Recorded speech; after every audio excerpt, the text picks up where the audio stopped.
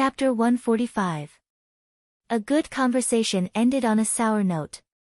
When Xian Lang left, his entire face was deathly pale, as if he could not bear Jiang Ruan's gaze.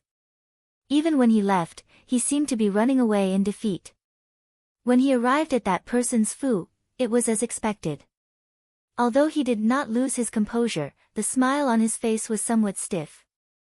After a long time, the man leisurely picked up a cup of tea in front of him, opened the lid and took a sip. His expression was as cold as a river. Ben Gong originally wanted to have tender and protective feelings for the fairer sex, but since you do not know what is good for you, there is no need to hesitate. A cruel sneer flashed across his eyes. Pull in the net. That night in the capital was no different from the past. During the early autumn, the sky always darkened earlier. In the thick and colorful night, Jinying Wang Fu was brightly lit. Xiao Xiao sat upright on the high seat. His usually cold and expressionless face had a rare hint of coldness. Yi Feng and Jin Yi and Jin Si stood on both sides. Xiao Xiao burned the letter in his hand in the fire as usual. The flickering flames reflected off his pitch-black eyes like black gems. Qi Si's information can't be wrong. He said lightly, Xian Li has made his move. Eighth Prince is too daring. This transaction is so dangerous. Is he not afraid of inviting a wolf into his house? Jin Si could not help but speak, his gaze containing some contempt. As the son of the emperor of the Jin dynasty, he had done such a thing that was worse than pigs and dogs. He treated the lives of tens of thousands of people at the border as if it was child's play, just to satisfy his own ambitions and selfish desires. Such a person would be despised wherever he went. The news will reach the imperial court tomorrow morning. Xiao Xiao did not respond to Jin Si's words. He reached out and knocked on the table. This matter is of great importance. If it is as Qi Si said, Guan Laoda is also in danger. General Guan. Jin Yi frowned. Master, should we remind Master Mo that 8th Prince's actions may put His Highness the Crown Prince in danger? Go to Mo Tsong Fu. Xiao Xiao stood up and picked up the outer robe on the bench. I will go to the palace first. When Jiang Wan woke up early the next morning, Lian Xiao and Bai Ji helped her out of bed. As the weather was gradually getting colder, Bai Ji picked out a long brocade robe for Jiang Wan. Only then did she feel relieved. After breakfast, Lian Xiao moved a chair into the courtyard as usual due to the comfortable weather in the courtyard. Jiang Wan sat in the courtyard and flipped through a book. Bai Ji and Lian Xiao took advantage of the good weather to spread out the old books in the box to dry. This was supposed to be a normal action, but it was a little strange today. The few palace maids who were sweeping the courtyard looked at Jiang Wan with a slightly different gaze than usual. Usually, the servants of the Princess Royal Highness were all bestowed by Empress Dowager Ida, so they were quite well behaved. Today, however, these palace maids seemed to be sizing Jiang Wan up and deep in thought. The palace maids did not conceal it very well.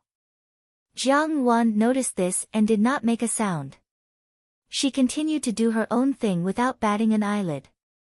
Jiang Wan was able to keep her composure, but Bai Ji and Lian Xiao also felt that something was amiss.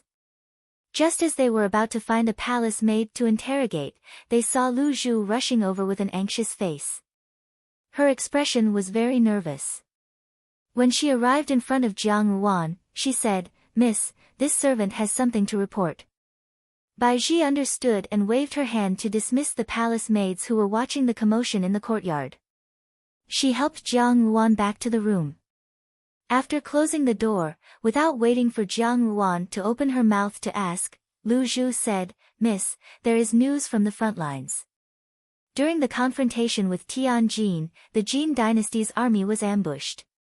100,000 officers and soldiers were completely wiped out, leaving less than 30,000 people to bitterly hold on. General Guan was seriously injured, eldest young master. She looked at Jiang Wan worriedly. Eldest young master's whereabouts are unknown. I'm afraid that he has been captured by Tianjin. Jiang Wan could not help but clench her fists. Bai Ji and Lian Xiao's expressions also changed. It was unknown what the outcome would be if they were defeated and returned to the court, but it was likely that the emperor was furious at this moment. On the other hand, if one's whereabouts were unknown on the battlefield, one would either be dead or captured by the enemy. There would only be two outcomes if one turned back. If one surrendered, his entire family would be implicated and would be treated as an enemy spy, and all of them would be dealt with. Based on Jiang Xing's temperament, he would absolutely not surrender. If that were the case, the only outcome would be torture and death. Since this news had been relayed back to the court, it must be 80% true. Jiang Ruan's face was as calm as still water. Her hand tightly gripped the armrest of the chair, and the color of her lips was slightly pale. Miss, Lu Zhu grasped Jiang Ruan's hand, somewhat unable to bear it. Jiang Wan and Jiang Xing depended on each other for survival. The affection between these two siblings was obvious to everyone around them. If there was anything in this world that could affect Jiang Ruan's heart, Jiang Xing was the first. Now, Jiang Xing's life and death were uncertain, and the outcome was so confusing. Yet Jiang Wan did not shed a single tear. She said, "Miss, if you want to cry, then cry it out. If you keep it bottled up in your heart, you will be the one feeling uncomfortable." Jiang Wan lowered her eyes and slowly removed her hand. In her previous life, she had already cried too many times, but in the end, she still ended up with a tragic ending.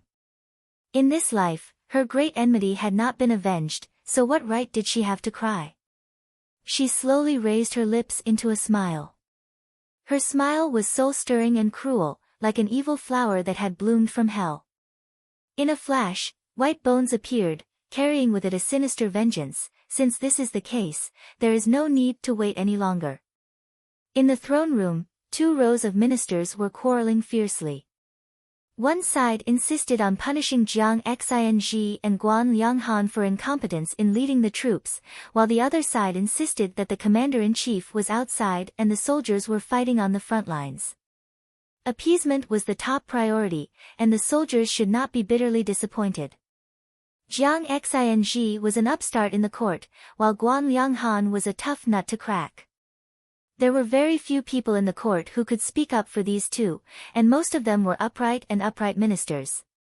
And the people who insisted on punishing them were those who could not bear to see others promoted step by step, or they had other plans, or they wanted to take advantage of the situation to step on them. The emperor coldly watched the two sides argue until their faces were red and their necks were thick. Amidst the quarrel, no one noticed the emperor's thoughtful expression on the dragon throne.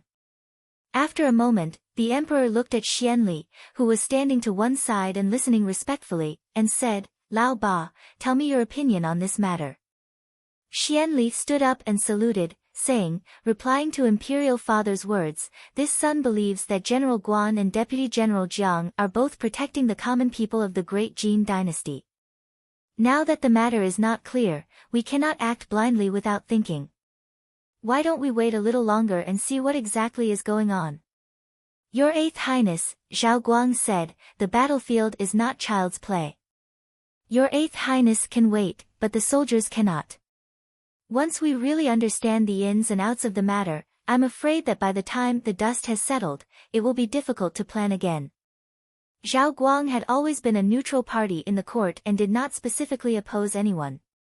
Now that his own nephew was in danger, Zhao Guang was also unceremoniously opposing Xianli in front of all the civil and military officials of the court. Such an action, in the eyes of those who were observant, sparked yet another round of speculation. Zhao Guang's attitude indicated that the court was about to tear apart this superficial veneer of peace. The real bloodbath, the fight for the position, was about to truly begin.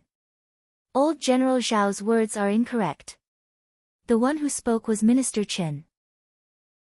Ever since Imperial Consort Chen had been banished to the Cold Palace, Minister Chen's household had been depressed and restrained for a period of time.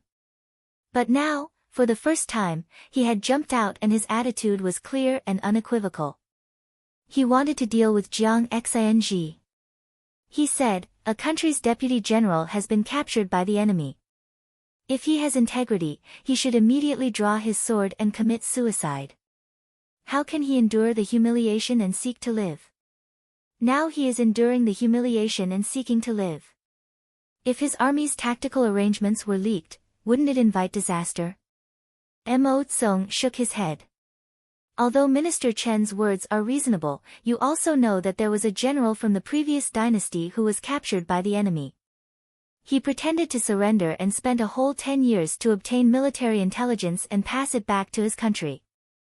In the end, he helped the army suppress the enemy and return triumphantly.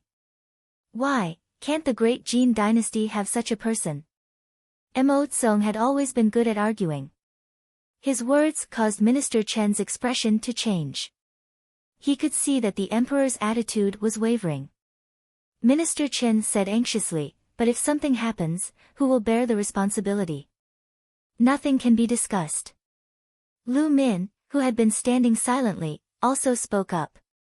"Minister Chen claims that Deputy General Jiang has defected, but please show us the evidence.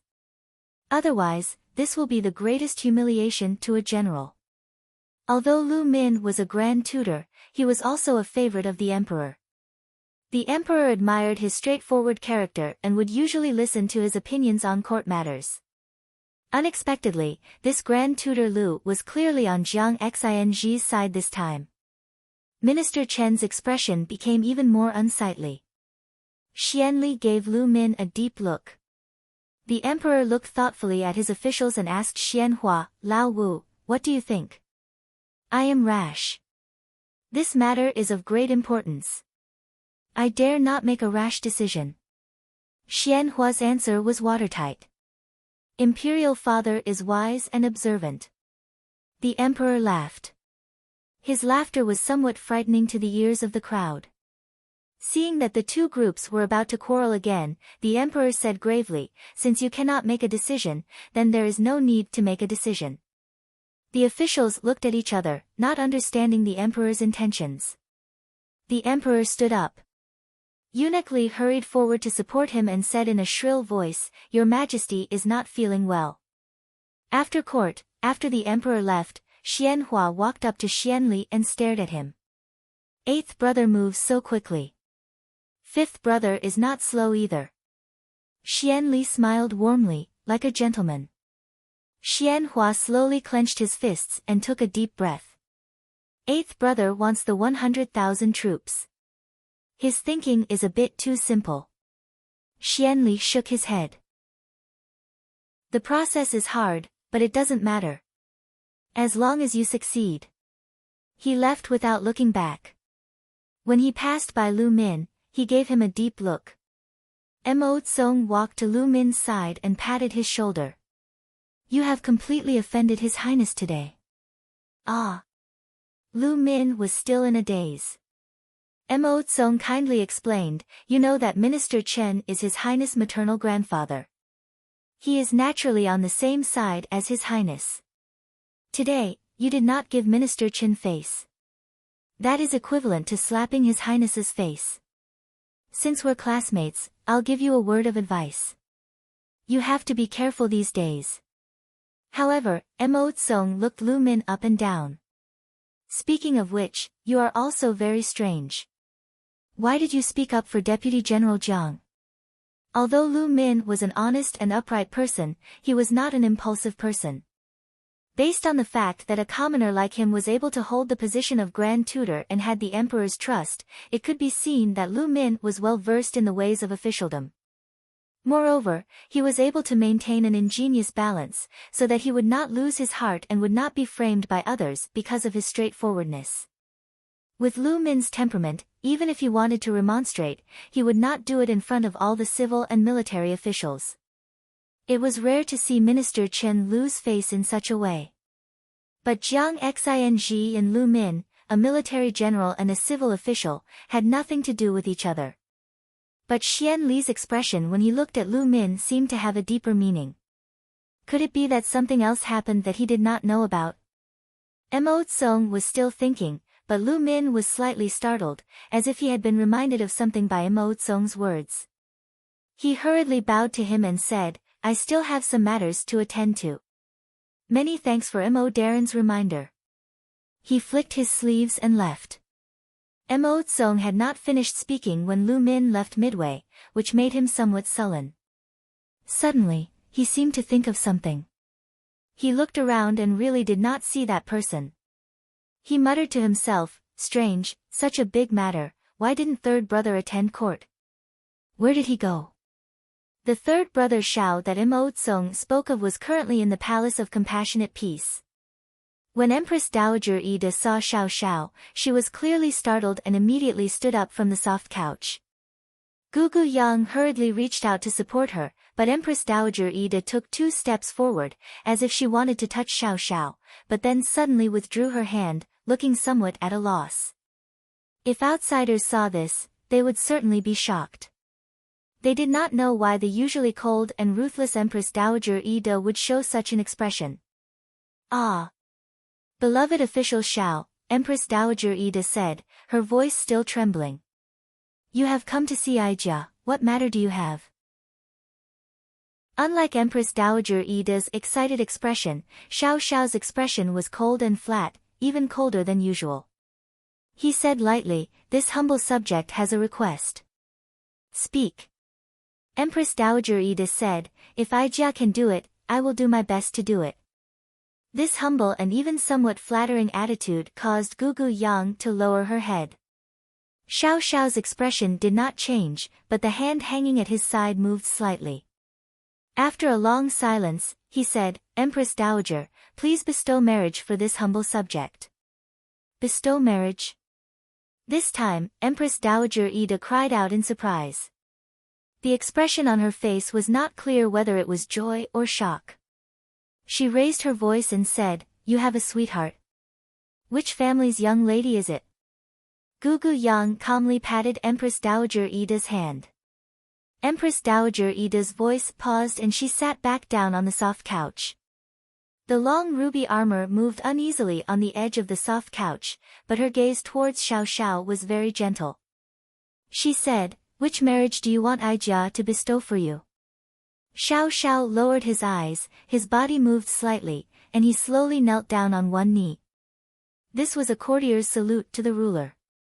His voice was as calm as a clear spring, but it contained a trace of gentleness that he himself did not realize. Hong and Junzhu, the minister's Fu's Di daughter, Jiang family's Ruan Yang. Ruan girl. If Xiao Xiao had taken the initiative to ask Empress Dowager Ida to bestow marriage, it was already very surprising. When she heard that Xiao Xiao wanted to bestow marriage, Empress Dowager Ida was completely stunned. She froze in place, and after an unknown amount of time, she saw that Xiao Xiao was still kneeling. She hurriedly said, quickly stand up.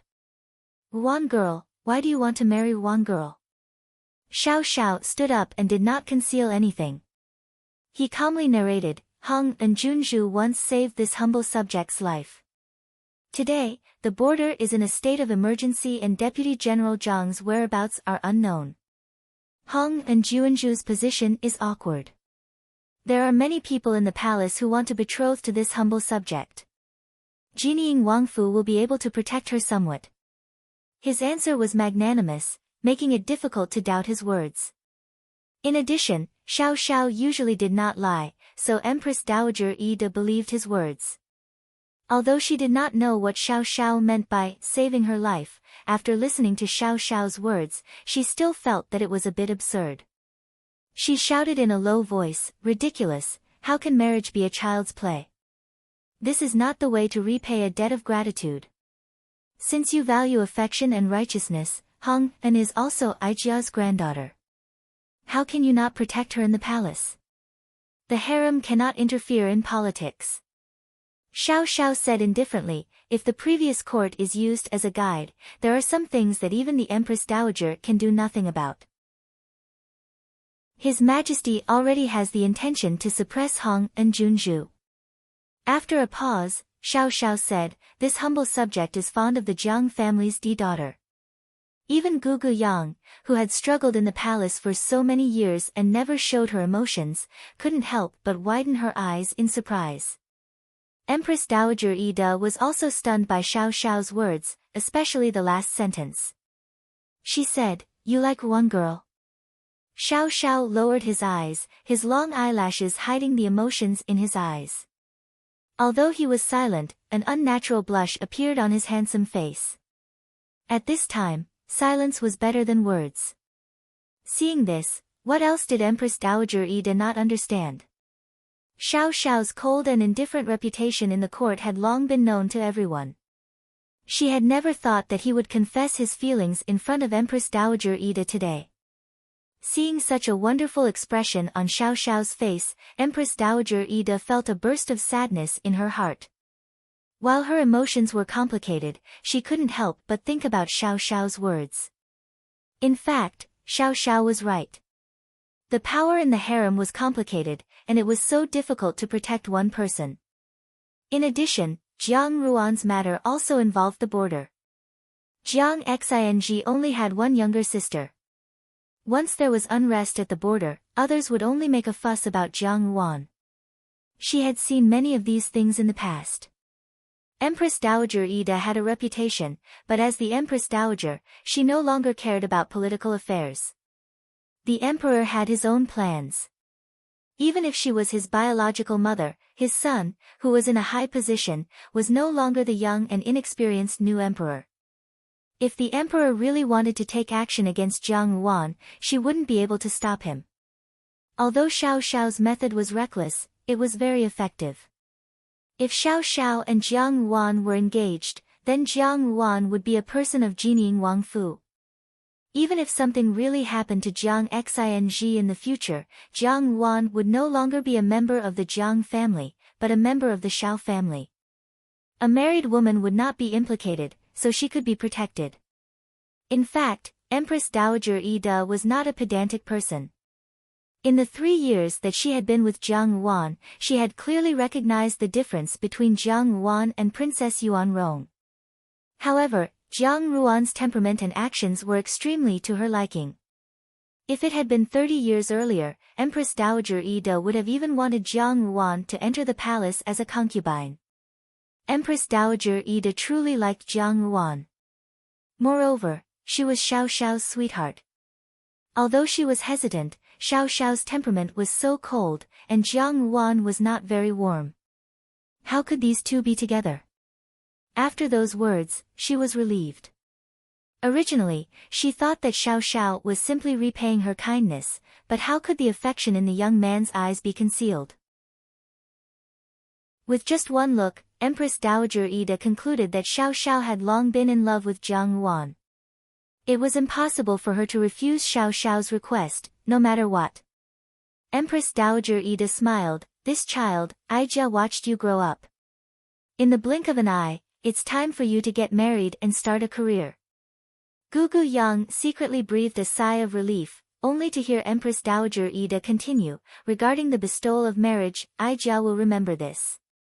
That child, Hong'an, has been by Ija's side for a few years, and Ija can clearly see that he has a good temper. It's just that Ija also has to ask for Hong'an's opinion on this matter. If Hong'an has no opinion, Ija will not be the one to break up an affectionate couple. Ija has always been one to help others achieve their goals." Xiao Xiao bowed and said, "Many thanks for Empress Dowager's grace." Empress Dowager Ida smiled and said a few more words. After taking Xiao Xiao away, Empress Dowager Ida leaned back on the soft couch. She was somewhat absent-minded, and all the hostility in her body seemed to have been removed in an instant. Gugu Yang hurriedly brought a cup of hot tea to the Empress Dowager's hand. Empress Dowager Ida unconsciously took the cup and gently rubbed the lid. Then, she murmured, "He actually came to the Palace of Benevolence and Peace. I didn't expect to see him enter the Palace of Benevolence and Peace in this life." Nyang Yang. Gugu Yang gently comforted her, "Xiao Wangye is just a bit cold, but his heart is like a bright mirror." "Nyang Yang, are you really going to give Xiao Wangye and Princess a marriage? What will happen if I don't?" Empress Dowager Ida looked a bit tired. She sighed and said, "This is what Ija owes him, the emperor also owes him. If he wants that position, no one will say that he is wrong. Not to mention, it's just a marriage." Gugu Yang hesitated and said, "This slave saw that Xiao Wangye just said that he has feelings for Princess. It doesn't seem to be fake. He truly loves Hong An. Empress Dowager Yi sighed deeply. This is what Aijia is worried about. Hong An's temperament is even colder than him. Usually, he looks gentle, but in fact, he doesn't care about anything. If Ah Shao can't move Hong An, then Aijia will give them a marriage in vain. Empress Dowager Yi frowned. Besides, the emperor has already chosen him. She is the daughter of Binhai's governor, Yao family. She is good at literature and martial arts. She is not inferior to a man. What is the emperor thinking? Aijia knows it very well. I'm afraid that if Aijia bestows a marriage, the emperor will find trouble with Hong An. She paused. Jiang family is also a big trouble. Aijia always feels that if Ah Shao marries Hong An, he will have a lot of difficulties in the future. Gugu Yang smiled and rubbed Empress Dowager Yi's shoulders. She comforted her. Nyang, why do you think so much? Shao Wangye is not an ordinary person. Hong An Junju is also a sensitive person. How can she be defeated so easily? Since Shao Wangye likes Hong An Junju, then she must have something special about her. Besides, Shao Wangye is the dream of all the women in the world. So, how can she not like him? Life will always get better and better. Nyang, please be more open-minded. Gugu Yang's words were considerate and pleasant to the ear, and Empress Dowager Yi's tightly furrowed brows gradually relaxed. Perhaps she thought of something, and a smile slowly appeared on her face. You're right, the days are always getting better. Aijia was confused. This is a good thing, so what am I worried about? When the sun goes down, Aijia will call Hong An to talk about this matter. Chapter 146. Jiang Wan did not know what had happened in the Palace of Compassionate Peace, but in this world, everything was predestined. Even coincidences could easily happen. There were also people who thought of the same thing as Xiao Xiao. In the Zongbing Darren Fu, Gui sent away the manservant and was about to sneak out of the Fu when he heard a familiar voice behind him. Where are you going? Gui's face fell and he turned around in embarrassment. Sure enough, he saw Gu Furen standing behind him. She walked a few steps to him and reproached, now that it's so chaotic outside, where do you still want to go? Gu Yi's eyes darted around a few times, and he suddenly had an idea. I want to enter the palace to see Biao Jijie. Gu Yi's Biao Jijie was also a talented person in the palace, and the two siblings originally had a good relationship. Ever since Biao Jijie entered the palace, Gu Yi had not seen her for a long time. However, this reason was somewhat far-fetched. Gu Furen raised her eyebrows and said, Oh?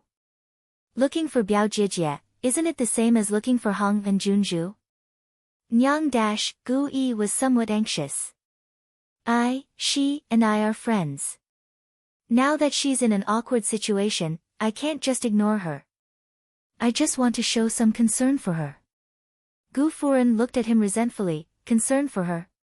Now is the time where the wind and waves are the fiercest.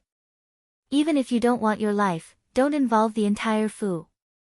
It's hard to say what Jiang Xianji's current situation is. Be careful not to be dragged into this. Our Fu is innocent, we can't get involved in these things for no reason. I just want to comfort her. It's not as complicated as Nyang thinks. Gui hurriedly said, Nyang, I can't be a vile person who sways according to the wind. Gu Furen sighed and looked at her stubborn son. She didn't know whether to be happy or sad. Her son had grown up and had his own ideas, but Gu Furen was very clear about Gu Yi's thoughts. He still missed Jiang Wan. She originally thought that it was a child's momentary affection, but after such a long time, he still hadn't let go. For Gu Yi, this might not be a good thing. Seeing that Gu Furen's expression had loosened, Gu Yi was delighted and said to Gu Furen, Nyang, I will go with Imu to send something to Biao Jijie. We'll be back soon. Gu Furen didn't say anything, implying that she had tacitly agreed. Gu Yi hurriedly ordered the manservant to prepare the horse, turned around, and left the courtyard. Mo at the side said, Madam is letting young master go just like that? Hong and Junju is a smart person, Gu Furen said faintly. Let him go. It's good to cut off his thoughts. At the same time, in the capital governor's manor, the maidservant handed over a small cup of snow pear stewed with sugar. The sugar water had been boiled until it was sticky, and it looked exceptionally beautiful in the crystal-clear cup. Dong Yinger's pain was unbearable when she thought of such a wise, heroic, and handsome man ending up like countless soldiers, becoming a pile of dirt on the battlefield. The pitiful bones by the Wooding River were like the dreams of a young lady. She hadn't told him that she was anxious, and he didn't know her feelings. Just like that, they would be separated forever. In this way, the hardships she had suffered for Jiang Xing and being grounded in this Fu were all in vain. There was one thing in this world that was the saddest. Before it had even begun, it was already over. Dong Yinger's heart's obsession was Jiang Xing. Now that Jiang Xing had fallen to such a state, how could she not collapse? Dong Furen embraced Dong Yinger and patted her back with heartache. She comforted her like before, this isn't your fault. Blame the heavens for playing tricks on people. Now that Deputy General Jiang has fallen to such a state, you shouldn't delay your own health. Father, mother, and your older brother all love you dearly.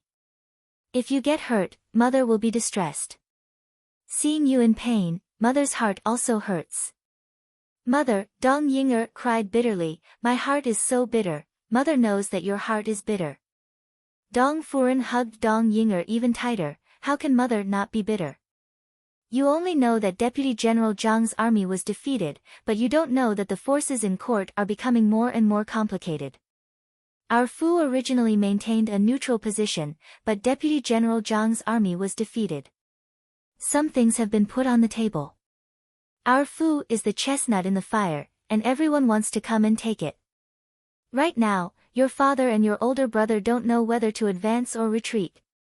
One careless move and the whole game will be lost. Isn't our Fu the same as being roasted in the fire? She gently stroked Dong Yinger's long hair. Deputy General Jiang really died on the battlefield. The general's body is wrapped in horse leather, and that's a worthy death. What I'm afraid of is that he will die without knowing it. AI. Dong Furen's voice carried a strong sense of exhaustion and worry. Dong Yinger raised her head. These days, she had been locked up in her room, and even treated Dong Darren and Dong Furen coldly. She also didn't pay attention to the Fu's affairs. How could the Fu have become so difficult without her knowing? She turned to look at Madame Dong. She didn't usually notice that Madame Dong, who used to be as round as pearls and smooth as jade, had lost a lot of weight. Her eyebrows were filled with deep worry, and her expression was very haggard. Dong Yinger's heart paused, and she asked, Mother, what happened? It has nothing to do with you. Dong Furen smiled and patted her head, as long as you are well, Mother's heart will be happier than anything else. Dong Yinger didn't think so. Just now, Dong Furen's words had deeply pierced her heart. Originally, she loved Jiang Xing, but now, regardless of whether Jiang Xing was captured or killed in battle, it was impossible for her to be with him in this life. Now that she had broken off her engagement with the Chang family, there was no turning back in the future. In any case, there was nothing to live for. Originally, she had wanted to end all troubles once and for all, but when she saw Jiang Furen's situation, she changed her mind. In this world, the only people who could stay by her side forever and treat her as well as they always had were her family. Originally, she had disobeyed her family for Jiang Xing. Since she no longer had any other wishes in this life, why not fulfill them? She looked at Dong Furen, Mother, I'm going to the palace. You. Dong Furen was stunned, and forced a smile, you should rest for now. After all these things have happened, the most important thing is to rest and recuperate. Don't think too much about other things. Mother, Dong Yinger smiled gently. In an instant, the mischievous look in her bright eyes seemed to vanish into thin air, and was replaced by a faint coldness. Since the Fu is in such a difficult situation, Gij and father still have to establish themselves in the court. If we're not careful, we'll become someone else's raft. If I enter the palace, at least I can ask for His Majesty's protection, and at least I can gain His Majesty's trust in the Dong family. She suddenly stood up, knelt down in front of Dong Furen, and respectfully kowtowed 3 times. Your daughter is unfilial. It was your daughter's fault in the first place. For my own selfish reasons, I abandoned the Dong Fu. Please, mother, give your daughter a chance to make up for it. Let your daughter enter the palace. Her tone was firm, as if she no longer had a trace of attachment to Jiang Xing. Even the deep pain in her eyes had disappeared in an instant, as if she had never loved a military general named Jiang Xing. Dong Furen looked at her, not knowing whether to be happy or sad in her heart.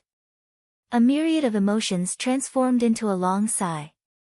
That Jiang Xing, in the end, had turned Dong Yinger into a completely different person.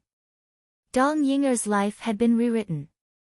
At this moment, the mischievous and unrestrained days of a young girl had come to an end. From now on, Dong Yinger would enter the depths of the palace. In the cage of intrigue and politics, she would advance step by step in order to obtain temporary prosperity and glory for herself and her family. As she walked out of Dong Yinger's room, Master Dong came up to her and asked, "Furen, how is it?" Dong Furen was silent. She slowly closed her eyes and stood in front of the statue of Guanyin in the hall. At the same time, she clasped her hands together and a drop of tear quickly splashed out, falling into the incense burner and disappearing in the blink of an eye. She could only use the rest of her life to atone for her sins. She only wished for peace and happiness in this life, even if it was just an extravagant wish. In the garden outside the princess palace, Jiang Wan raised her eyes to look at the young man in front of her. Gu Yi was dressed in a lake green brocade robe with a large pattern of auspicious clouds embroidered on his chest. His black eyes were fixed on Jiang Wan, and there was a hint of nervousness in them. In a trance, he seemed to have returned to the time they first met on the Ling Long boat a few years ago. The youth was a proud son of heaven from a wealthy family. Like the large peonies in this hall, his life was full of flowers and he was born to make people stop and admire him. At that time, it was just a superficial use. Now, things remained the same, but people had changed. The youth had grown into a young man, but his gaze seemed to be more sincere than before. The frivolity had receded a little, and there was more calmness. However, the person he was looking at was still the same. Master Gu. Jiang Wan nodded. She could smile warmly at the person who was vicious in her heart, but she could only face this persistent adoration with coldness. Miss Jiang. Gu Yi did not call her Hong and Junju. In Gu Yi's heart, Jiang Wan was like the Ruan Yang of the Jiang family when he first met her. He was stunned by her beauty. A fair and graceful lady, a gentleman's match. Later, Jiang Wan followed the Empress Dowager to the imperial mausoleum. 3 years later, she returned in glory and splendor. Gu Yi was shocked to discover that it was as if an unpolished jade covered in dust had finally been unearthed. It had already been carved a little, and it was increasingly difficult for people to take their eyes off her. However, although he was the son of the general of the army, he still had to be cautious with his words and actions. Jiang Wan was now the princess of Honghen, and it was rare for him to come into contact with her. Moreover, Gu Darren had explicitly forbidden him from getting too close to Jiang Wan. When news of Jiang Xing's defeat came, Gu Yi could no longer bear it. In his opinion, the ending of a defeated deputy general could be imagined. Jiang Wan was in the palace and had no intention of being pushed to the heart of the struggle. The longer she stayed in the palace, the more dangerous it would be. It was inevitable that she would be implicated because of Jiang Xing. Gu Yi opened his mouth and said, "Miss Jiang, regarding your brother's matter, I hope Miss will be at ease." "Many thanks for Master Gu's consolation," Jiang Wan said lightly. Seeing Jiang Ruan's attitude, Gu Yi was momentarily perturbed. However, when he thought of what he was going to say next, he was immediately filled with courage. Miss Jiang, now that Deputy General Jiang's life and death are unknown, it is really too dangerous for Miss Jiang to stay in the palace. You know, if you marry me, the military office will always be targeted. The military office has climbed to the position it is today because of one decision by Master Gu, and his career will be obstructed.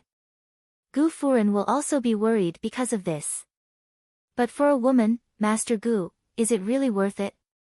Gu Yi was somewhat dumbfounded by Jiang Ruan's question. His originally confident mind could not help but become hesitant. For a Jiang Ruan, was it really worth it to put the military office in such a state? Jiang Ruan took a step back and said with a smile, "Wan Yang thanks Master Gu for coming here today to say these words. Such a precious intention, Wan Yang will remember it well. When we meet in the future, we will still be friends. It's just that the fate of being companions is gone in this life." Gu Yi only felt numb and bitter in his mouth, so bitter that it made his heart ache. The beauty was close at hand, but separated by thousands of mountains and tens of thousands of rivers, and it was impossible for them to be together in this life. Although Gu Yi was impulsive, he was also able to distinguish the pros and cons. If someone else had said these words to him, he feared that he would not have listened. However, it was Jiang Ruan, his sweetheart, that gradually cooled his heart. He laughed bitterly. "I understand. Then, if you were not a Junju, and I was not the son of the military office, do you think it is possible to fulfill this fate? There are no ifs in this world." Jiang Ruan smiled slightly. Gu Yi took 2 steps back, his face full of undisguised sadness. "There are no ifs." He shook his head, as if he had grown up in an instant. The reluctance to part with her in his eyes made people's hearts clench. He turned around and walked away, but after 2 steps, he stopped and said, "I also only have one question, Miss Jiang's feelings, have you ever stopped for a moment?" "No." Jiang Ruan replied with a smile. Gu Yi's body swayed, and he paused for a moment before he walked away with large strides.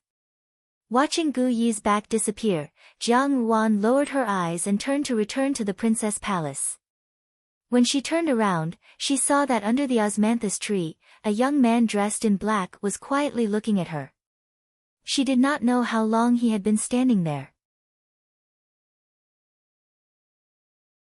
Chapter 147.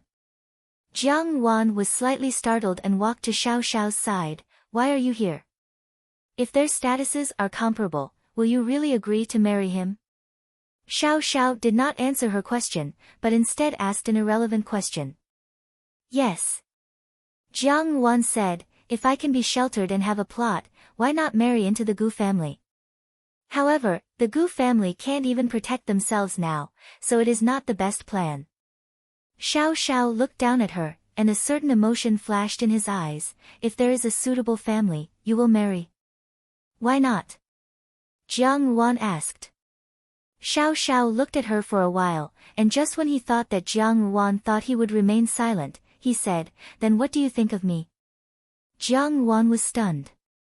Xiao Xiao said, "Jining Wangfu reports directly to His Majesty, so there is no need to worry about establishing a faction.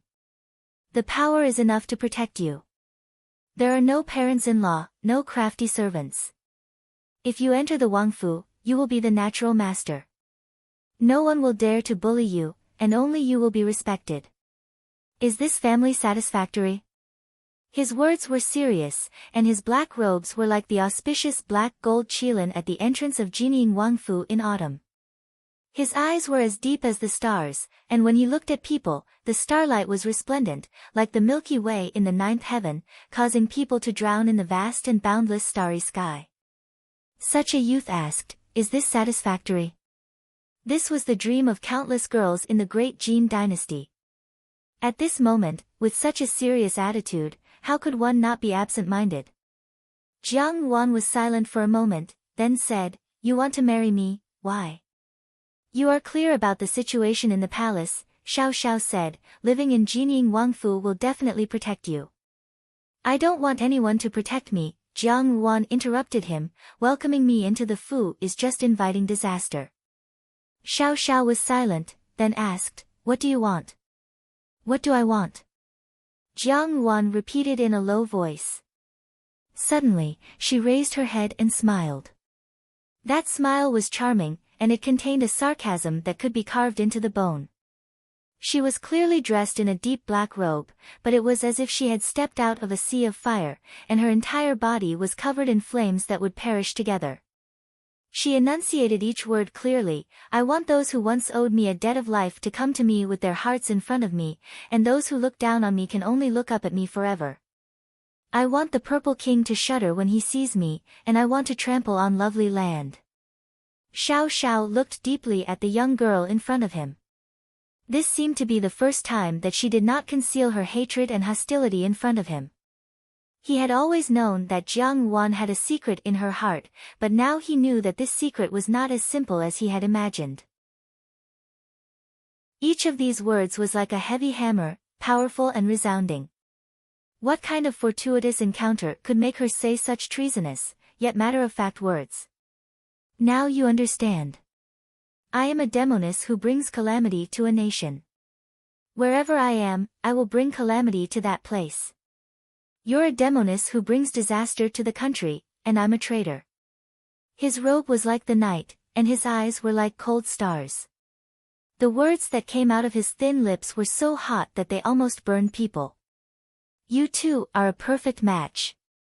Jiang Wan stared blankly at him without saying a word. You want revenge, you want to kill all those who betrayed you. If this can make you happy, I can help you. But you are not happy. Xiao Xiao's words drifted along with the wind, but when they reached Jiang Ruan's ears, her heart ached. She was not happy, so how could she be happy by killing people?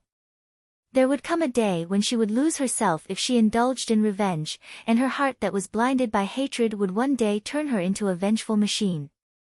She raised her head and looked at Xiao Xiao. The youth's words were sharp, and his gaze was as sharp as a knife. He had hit the nail on the head and revealed the weakest part of her heart.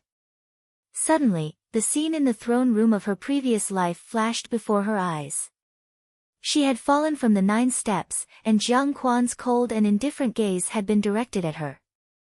Xian Li had declared, word by word, that she was a demoness who brought disaster to the country. Her heart suddenly ached. There was no turning back in hell, and there was no turning back in the Yellow Springs. If this life of hers was a gift from the heavens, giving her a chance to take revenge, even if she had to burn herself to death in the end, she would not hesitate. But she just had to meet him in this life. She slowly lowered her eyes, and a bitter smile slowly appeared at the corner of her lips. I've known for a long time. Xiao Xiao, I've fallen into a nightmare. That fragile expression disappeared in a flash, and her voice was warm and indifferent, containing a trace of imperceptible despair and struggle. But I can't wake up. Zhao Jin put the secret letter back in its original place, and quietly left the door. Coincidentally, she bumped into her eldest brother who had just returned from martial arts practice. Zhao Qian looked at his sister and asked curiously, "Little sister, why did you come out of father's study? Didn't father not return?" I can't find my handkerchief. I went to the study to see if I lost it when I sent father some snacks yesterday," Zhao Jin stuttered a little. Oh.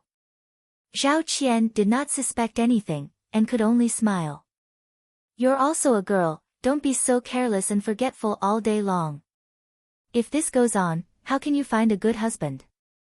Eldest brother, Zhao Jin impatiently scratched her ear, and suddenly thought of something. She leaned close to Zhao Qian and said, "Eldest brother, are you, second brother, and father going to war?" Zhao Qian's expression changed, and his tone became serious.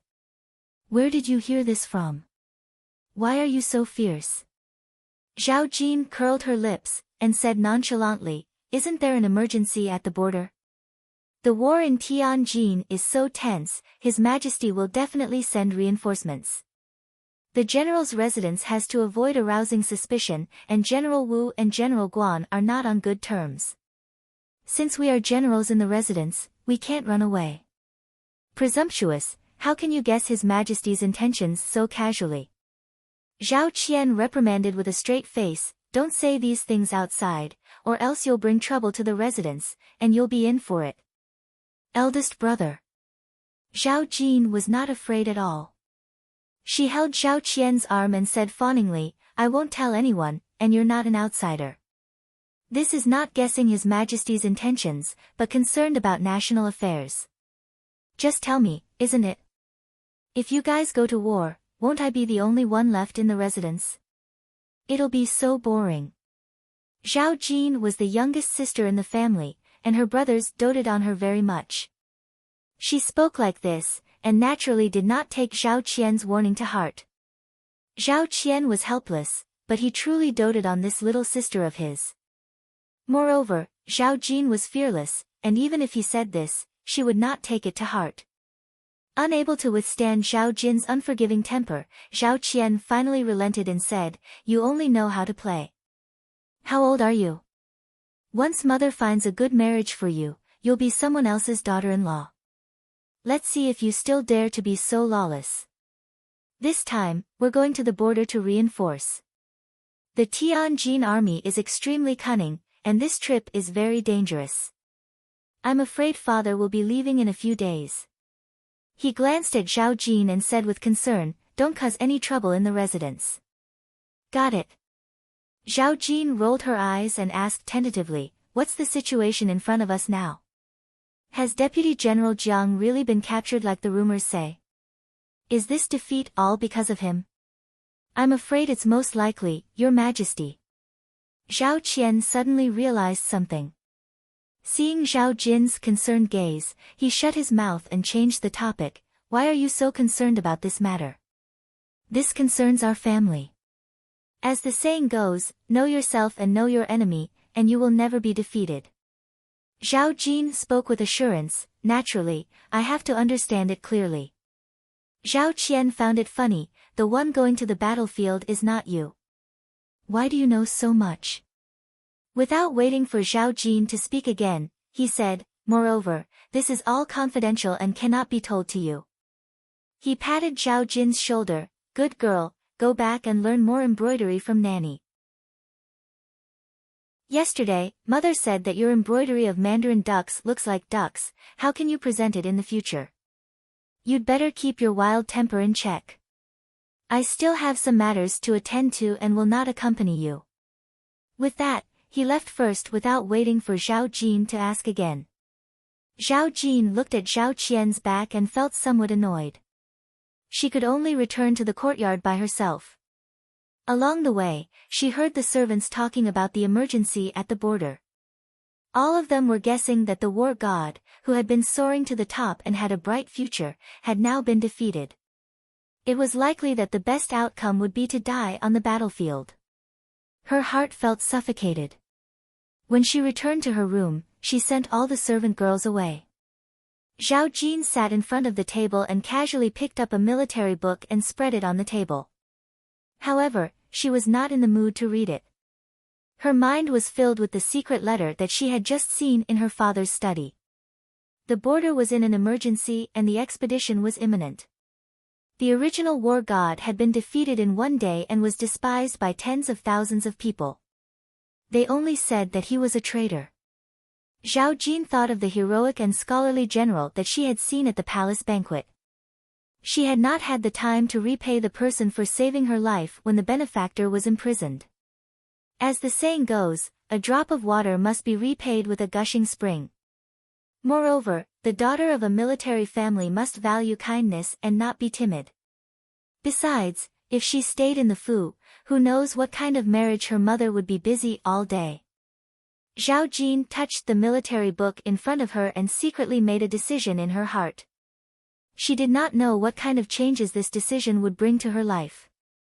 The courage at this moment was very precious. In this world, there are gains and losses.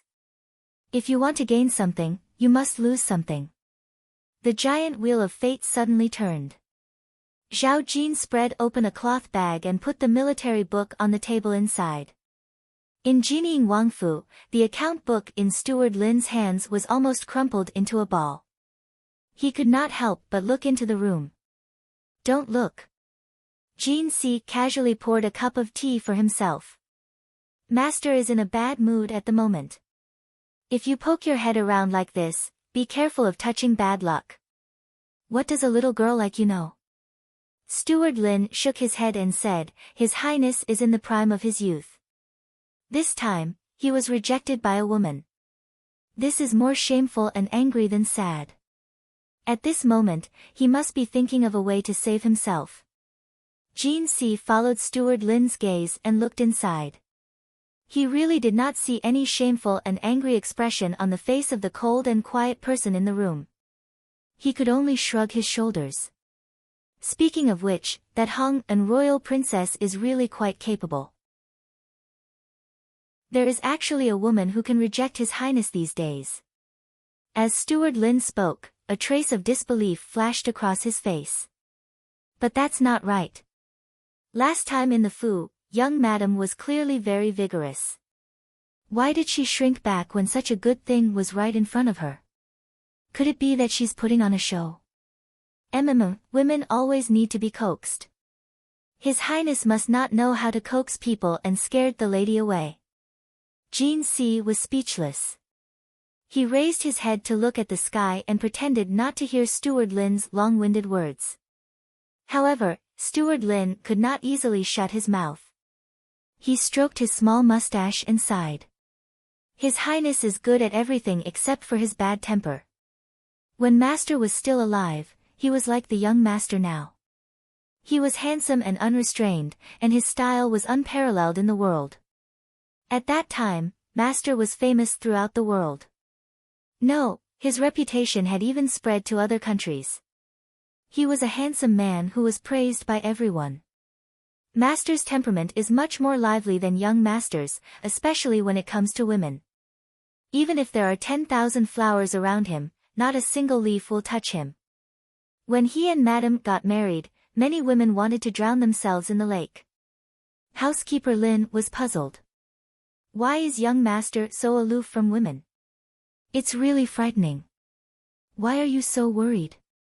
Even if you're scared, you won't be of much help. Jin Si finally could not help but say, Old Lin, don't worry blindly. Master is in a bad mood right now. Avoid him if you can. Be careful not to attract trouble. Of course I can help. Steward Lin proudly straightened his not-so-stalwart body and said confidently, I'm not boasting. When I was young, although I couldn't compare to Master in terms of style and elegance, I was still considered an elegant young Master. At that time, there were many young ladies from aristocratic families who adored me. It's just that I couldn't take a liking to ordinary women. Until now, I still haven't met anyone who can connect with my heart. Youth is fleeting. Jin Si could only make an expression of wanting to vomit. His gaze lightly swept across Steward Lin's wrinkled old face, and he silently turned his head away. What kind of expression is that? Steward Lin felt that his self-esteem had been greatly insulted and protested. The commotion outside naturally reached Xiao Xiao's ears. He looked down at the tea in his hand. His long eyelashes gently drooped, and his posture was calm. The secret guards hidden in the dark did not dare to make a sound. Although he was as leisurely and elegant as before, his entire body emitted a cold aura that said, Today, the prince is in a bad mood, you should all quickly leave. It was obvious that Master Xiao and Beauty Xiao were angry, and perhaps even a little depressed. Within a quarter of an hour, the news of Xiao Xiao being rejected by Jiang Ruan spread throughout the embroidered uniform guards. The embroidered uniform guards all felt injustice for Xiao Xiao.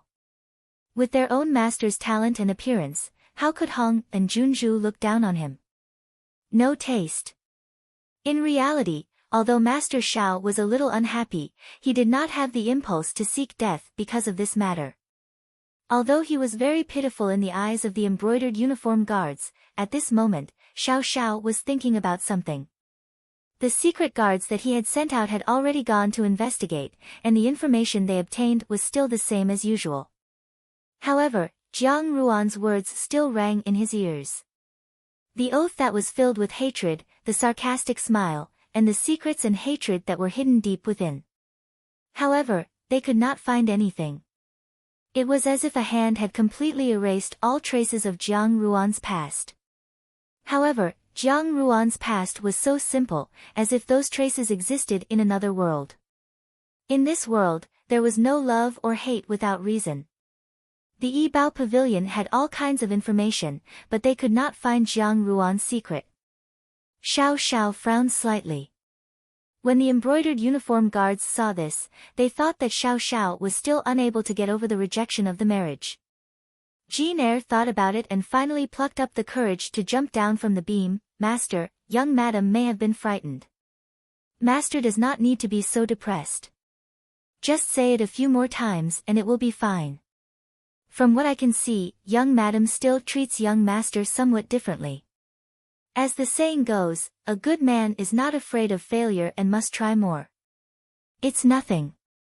Xiao Xiao looked at his sleeves. The golden thread embroidered on the cloud-patterned brocade robe was hidden in the cold dark cloth, reflecting a faint luster. There is no need for her to agree, just directly bestow the marriage.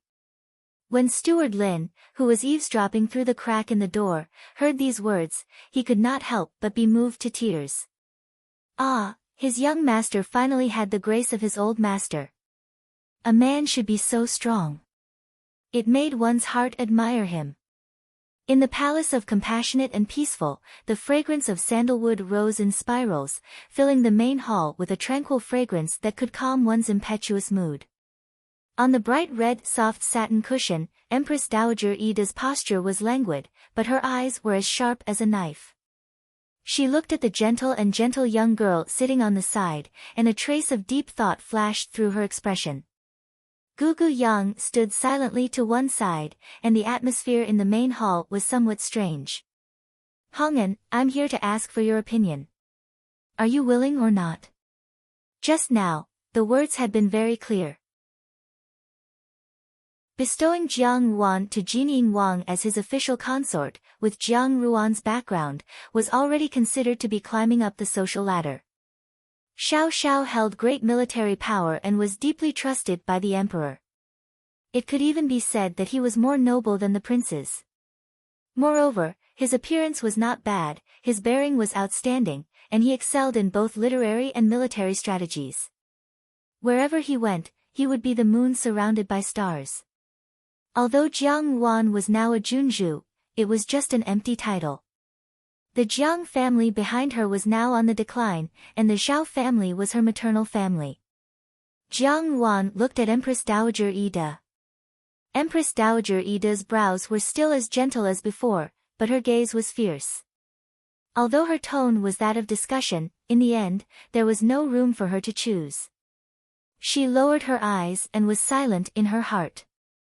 Xiao Xiao had actually used such a method of coercion, which made one not know whether to laugh or cry. However, she did not feel angry. Jiang Ruan was clear that marrying into Jinying Wang's fu at this critical juncture was indeed the best choice. At least in comparison, Jinying Wang's fu could provide her with greater protection than other places. She smiled and said, Hong'an does not dare to climb up the social ladder.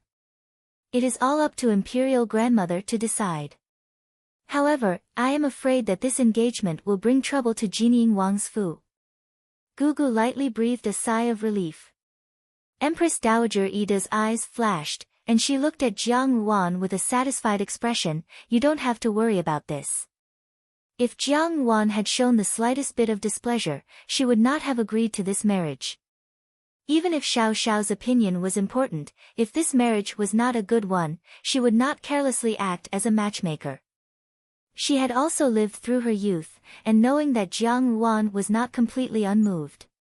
Moreover, just now, Jiang Ruan had not thought about Jinying Wang's fu, and this made her feel at ease. Jiang Ruan glanced at Empress Dowager Ida's expression and looked at her own sleeves. She knew that what she had said just now was correct. Empress Dowager Ida thought for a moment, speaking of which, this matter is ultimately a matter for you little girls. If you stay by my side, I know that you are a good person. Since I have promised beloved official Xiao, I have something to give to him. Hong'an, take this trip on behalf of Aijia to Jinying Wang's Fu. Jiang Ruan was slightly startled, and after a moment, she smiled and said, yes. Chapter 148. When Steward Lin knew that Jiang Ruan was coming, he ordered the servants to clean the main gate of Jinying Wangfu until it was brand new. He instructed the manservants to wipe the floor 3 times in a row and even applied wax. Even when the emperor came, he had never experienced such an honor. However, this was because Jin Er had said, in short, the court's decree of marriage should be coming soon. For the first time, the entire Fu will respectfully welcome young Furen, so shouldn't it be more dignified? Head Steward Lin seemed to have become 10 years younger in the span of a single night as he took care of everything in the estate. Seeing how enthusiastic Head Steward Lin was, Jin Si could only shake his head. How is this a proper steward? Even wet nurses aren't this hard-working. When Jiang Wan, Dewdrop, and Tian Zhu arrived at Jinying Wangfu, she saw that everyone was in sync. Greetings, young Furen. The imposing manner reached the sky, startling the birds in the garden and causing them to flutter and fly away in disorder. The vicious dog that guarded the house barked in confusion. Dewdrop lowered her head and snickered. Tian Zhu's mouth twitched. Jiang Ruan's expression was calm as she said, the Empress Dowager instructed me to send something to Wang Yi.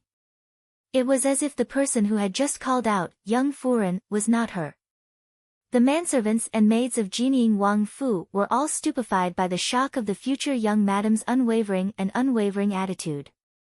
While they were still unsure of how the following play would play out, Xiao Xiao had already walked out.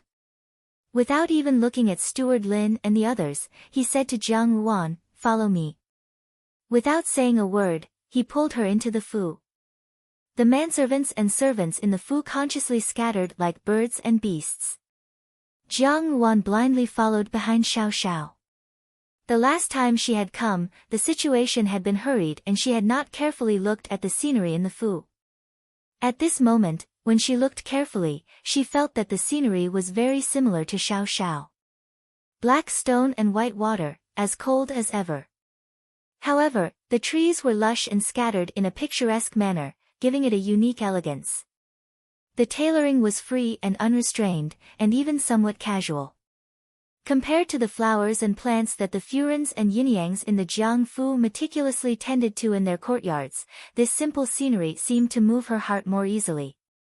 Xiao Xiao's back was as cold and elegant as ever, but today, he walked somewhat slowly. Along the way, Jiang Wan was lost in thought as she looked at the garden scenery and did not notice when Xiao Xiao had stopped.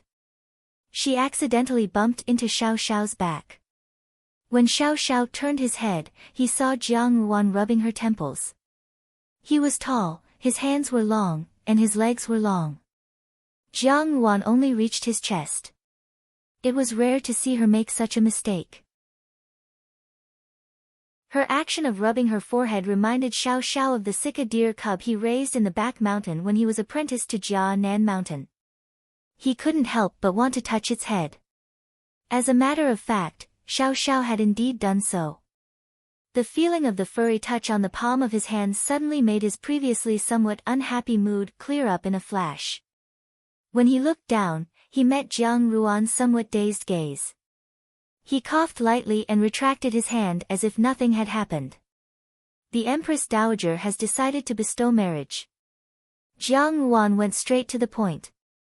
She did not say anything else and went straight to the point. Do you have anything to say to me? Jiang Xing's army has been defeated. If Xian Li and Xian Hua want to fight for the military power under Jiang Xing and Guan Lianghan, they will definitely send reinforcements. At present, the military generals in the imperial court are mostly divided into 2 factions. Xian Li's men are Xian Lang's men. The Zhao family cannot act rashly. Although the Shirong have bowed their heads and pledged allegiance, they seem to be ambitious this year. Once the troops are deployed, I fear that the Shirong will make a move. The southern border is already difficult to deal with. When the time comes, there will be internal and external troubles. I fear that the Jin kingdom will be in a great crisis. Xiao Xiao paused and looked at her. Xian Li is interested in you. If you are betrothed to him, the Zhao family will be held hostage. Even if Jiang Xing is still alive, he will be under his control.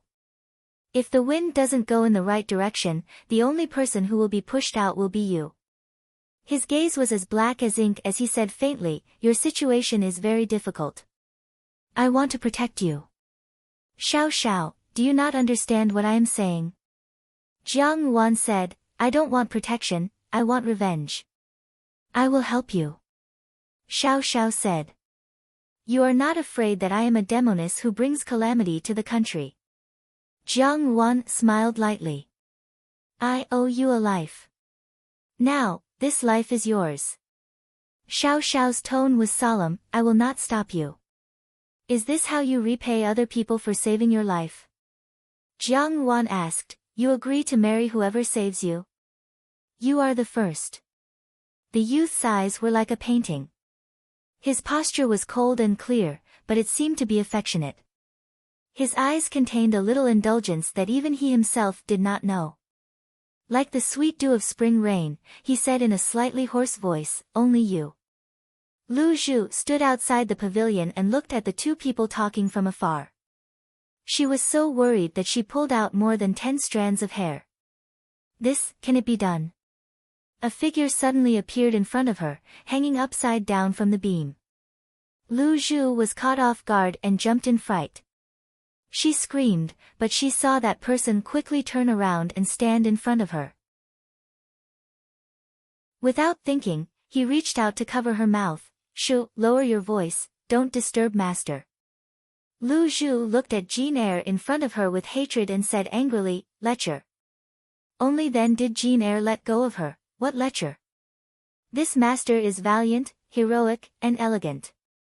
Countless women adore me. Hey, don't go. Lu Zhu walked away without looking back. Jin Er still wanted to chase after her, but he was blocked by someone in front of him. It was Jin San. Jin San flipped his long hair and said in a flirtatious manner, what? Are you trying to please a young lady? What nonsense are you talking about? Jin Er waved his hand and casually plucked a blade of grass and put it in his mouth. It's boring. You're an experienced playboy, but there are times when you fail. Jin San mysteriously moved closer to Jin Er's ear and said with a smile, you have to watch carefully. The embroidered uniform guards in the residence are eyeing that young lady covetously. Young madam's servant girls are in high demand now. Moreover, Lu Zhu is very cute. There are many people who want to lay their hands on her. Don't say that I didn't warn you. With that, he leaped and disappeared from Jin Er's sight. Jin Er's expression was complicated and stiff for a while before he spat out the blade of grass in his mouth and strode forward. On the tree, Jin San held a basin and rubbed his hands. Come quickly, come quickly. Let's see if Jin Er will slip up this time. Bet on the big ones and the small ones. Hey, hurry up when you place your bets. If you're late, it'll be too late. No matter what, the quiet and cold Jinying Wang Fu had become much livelier because of the arrival of Jiang Ruan and her entourage. Jin Si attributed this matter to the fact that there were too few women in Jinying Wang Fu. Even the total number of women and servant girls in the embroidered uniform guards did not exceed 10 people, and they could only look but not eat. The few servant girls that young madam had brought along each had their own specialties. For a moment, the embroidered uniform guards, who had been vegetarians for more than 10 years, rubbed their palms together and were eager to give it a try. Lu Zhu, Lian Qiao, and the others were simply overwhelmed by the favor in Jinying Wang Fu. If one guard didn't bring a box of pastries, another would bring a bouquet of fresh flowers. Strangely, Lu Zhu complained, subordinates are all quick-witted, but why is master so dull?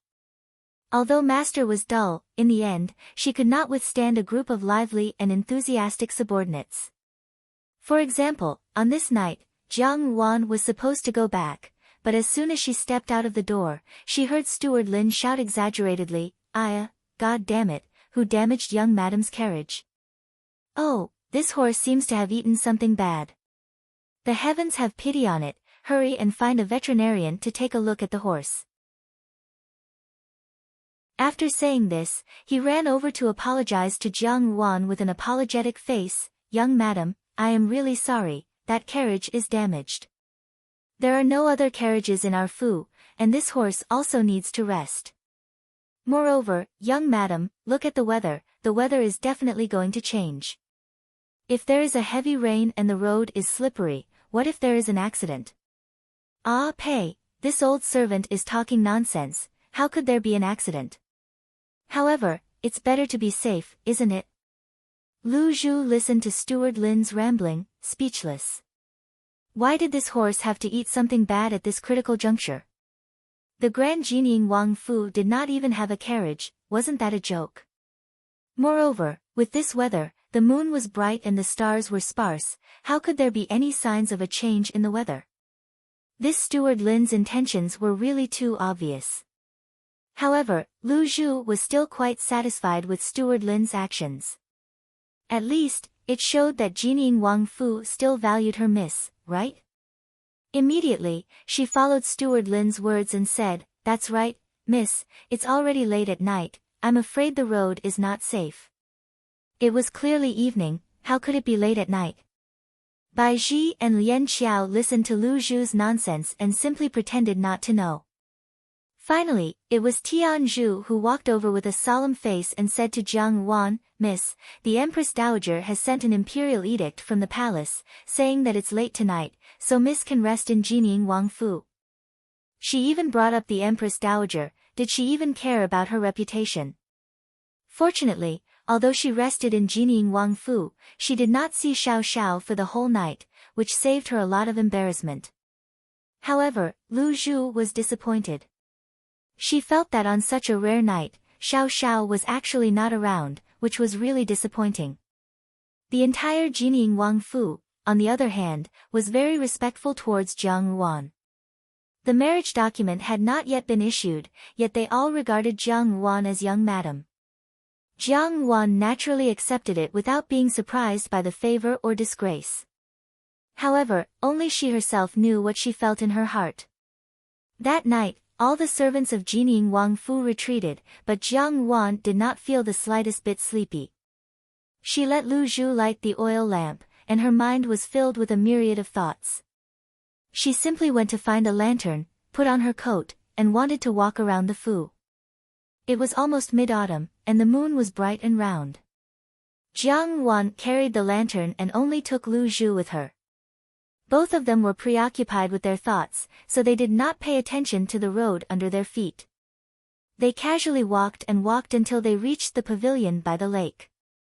They could vaguely see a figure standing in the pavilion with his back to them, but they did not know what he was doing. The moonlight flowed down, reflecting the clear and crystalline ripples on the surface of the lake. It also made the figure in the dark even clearer.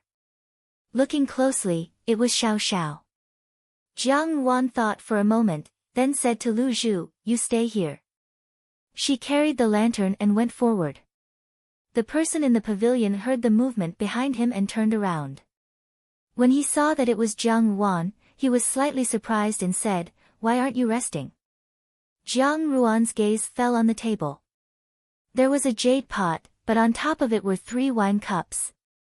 There was also a wet stain on the ground, and there were some traces of burnt paper money on the lakeside. Who was he paying his respects to?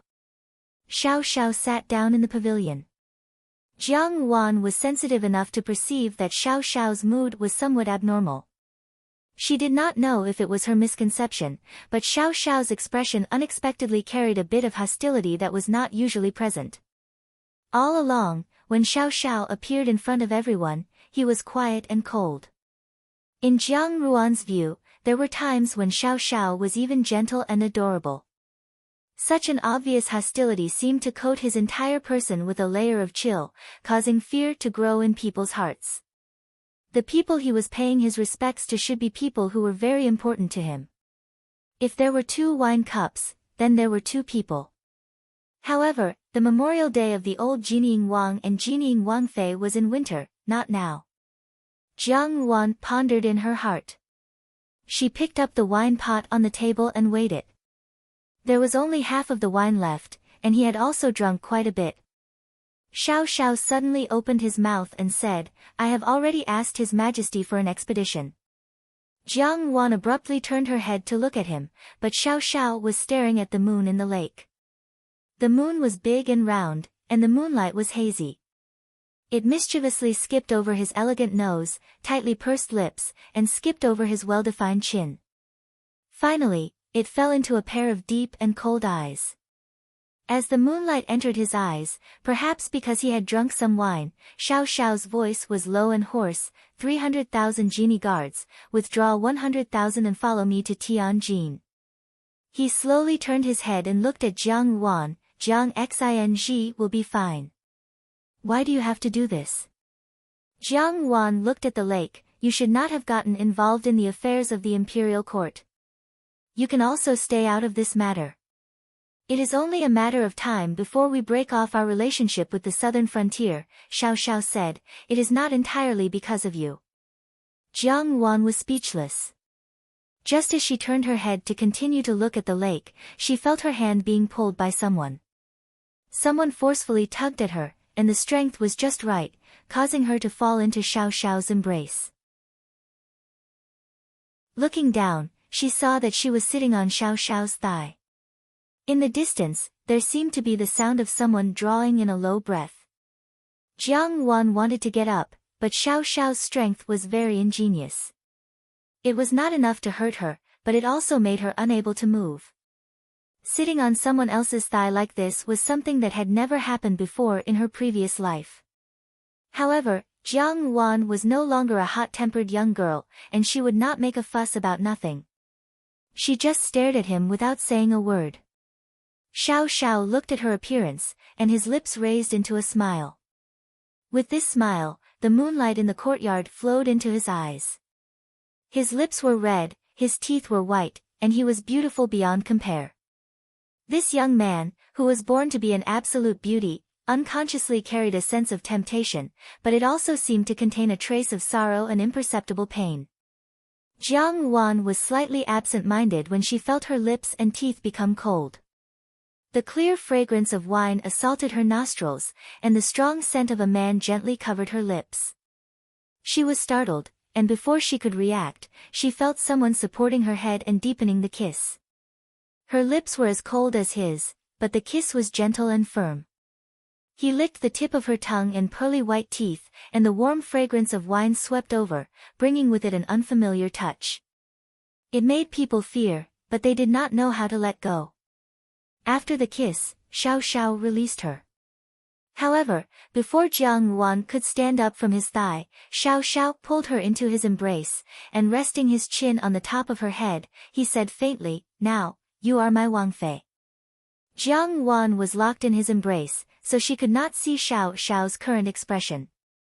If she could see it, she would find that this young man's deep eyes revealed a rare gentleness, and a faint blush appeared on his handsome face, as well as a smile.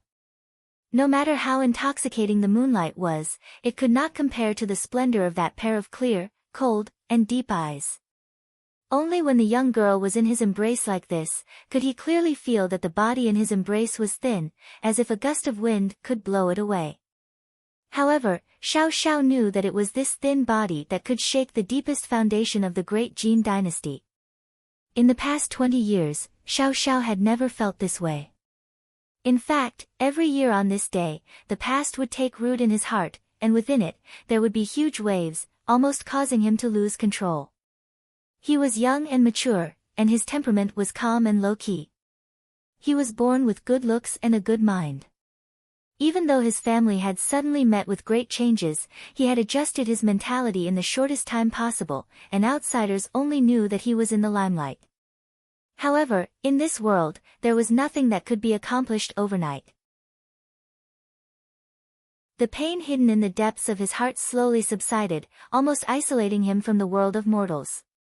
However, he did not know when, because one's mood had softened, the pain and hatred buried deep in the darkness, had dissipated little by little in this warm embrace and light kiss.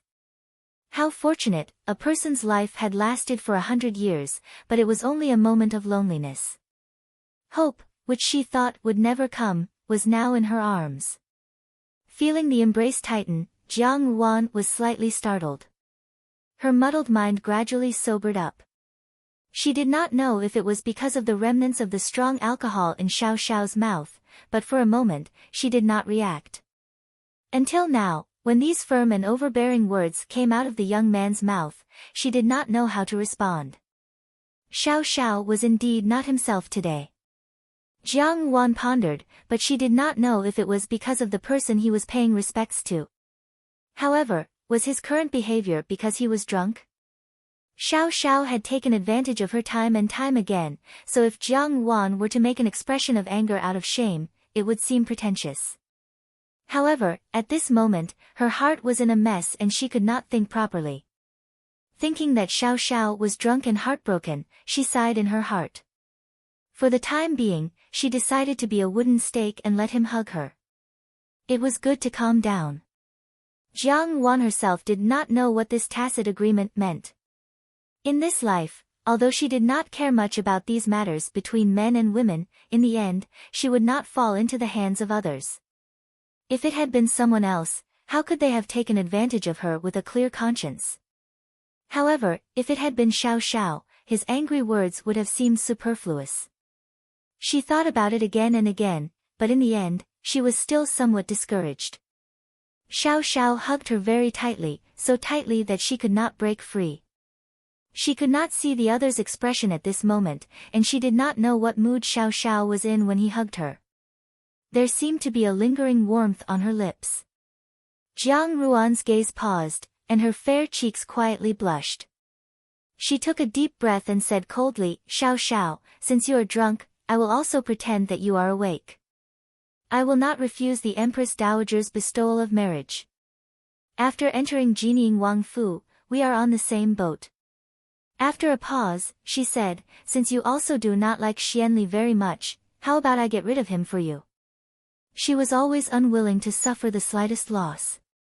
Originally, she had taken advantage of him, but she still said that she was helping Xiao Xiao get rid of Xianli. "You kissed me, but it was only because you were drunk, so I will not haggle over it."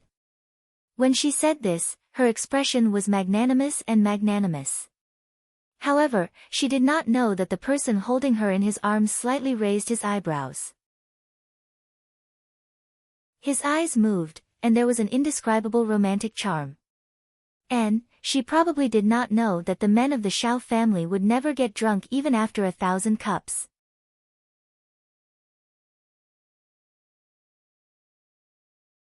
Chapter 149. The news of Xiao Xiao hugging and kissing Jiang Ruan while he was drunk spread throughout the entire Jining Wangfu the next day. The servants of Jining Wangfu admired their master's actions once again. "Look, this is called boldness."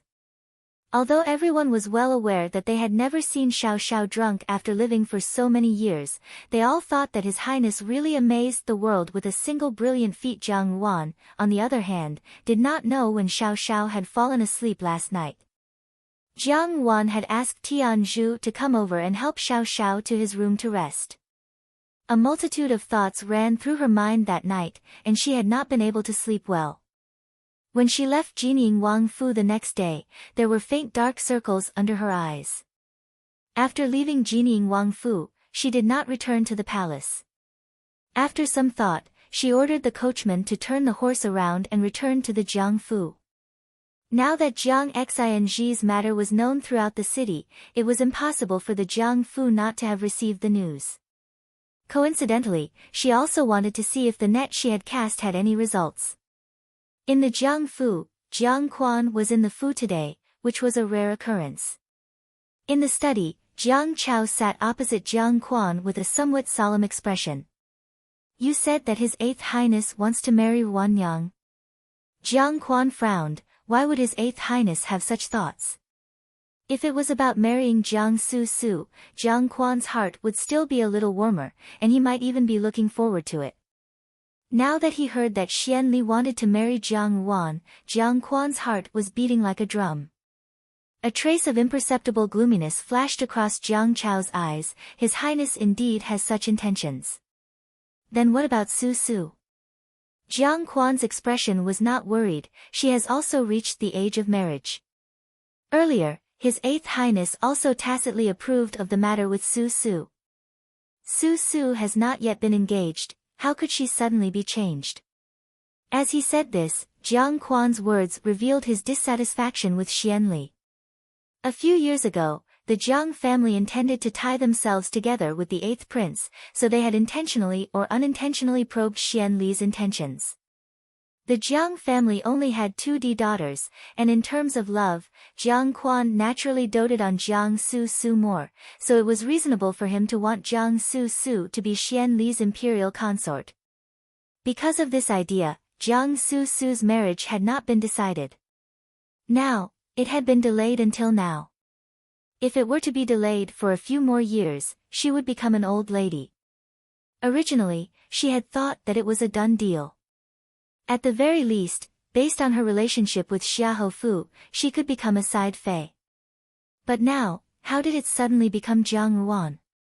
In Jiang Quan's eyes, even the most brainless Jiang Li was stronger than Jiang Yuan.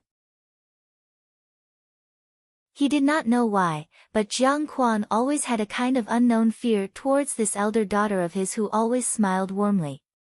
Perhaps it was because of his guilty conscience towards Xiao Mei, or perhaps it was because Jiang Ruan's eyes seemed to be able to see through one's heart, but every time he met Jiang Ruan's gaze, Jiang Quan would feel very uncomfortable. In Jiang Quan's eyes, both Jiang Yuan and Jiang Xing would oppose him, and they were beyond his control. If Jiang Yuan were to marry into the Eighth Prince's Fu, who knew what kind of disaster she would bring to the Jiang Fu once she gained power? Regarding Jiang Yuan, Jiang Quan had never trusted her. Jiang Chao looked at Jiang Quan somewhat mockingly. His expression was well concealed, so Jiang Quan did not see it. Jiang Chao said, His Eighth Highness specifically wants eldest younger sister. No matter how dissatisfied father is, it can't be that we can negotiate with His Eighth Highness to exchange second younger sister with him. It was not that Jiang Chao did not have any complaints towards Jiang Quan. As early as the matter with Xia Yan, Jiang Chao had understood that although Jiang Quan spoke of love, when it came to his family's life, he did not dare to take a gamble for them. He clearly knew that Xia Yan had been slandered, but as a husband, he had listened and believed. Now, Jiang Chao was a popular person in front of the Eighth Prince, but his colleagues would inevitably look at him with ridicule. All of this was due to his father, who could not see clearly. How could Jiang Chao not have any complaints? Ever since Xia Yan's incident, the relationship between Jiang Chao and Jiang Quan had become increasingly estranged. They were more polite than intimate. It was not known whether Jiang Quan was aware of this problem. Perhaps he was aware of it, but he was just pretending not to know. Jiang Quan also heard the faint sarcasm in Jiang Chao's words. Just as he was about to get angry, he suddenly thought of something and his tone softened. What are you saying? Su is also your biological sister. Don't tell me you want her to live a bad life. Jiang Chao did not speak. He naturally knew that if Jiang Yuan really married the Eighth Prince, Xian Li, based on the grudges between them and Jiang Yuan, it would only bring them harm and no benefit. However, Jiang Chao could clearly see that Xian Li was determined to win Jiang Yuan. Apart from the Zhao family and Jiang Xing behind him as a bargaining chip, as a man, he naturally understood the way Xian Li looked at Jiang Yuan. Xian Li already had an interest in Jiang Yuan. That was a man's interest in a woman.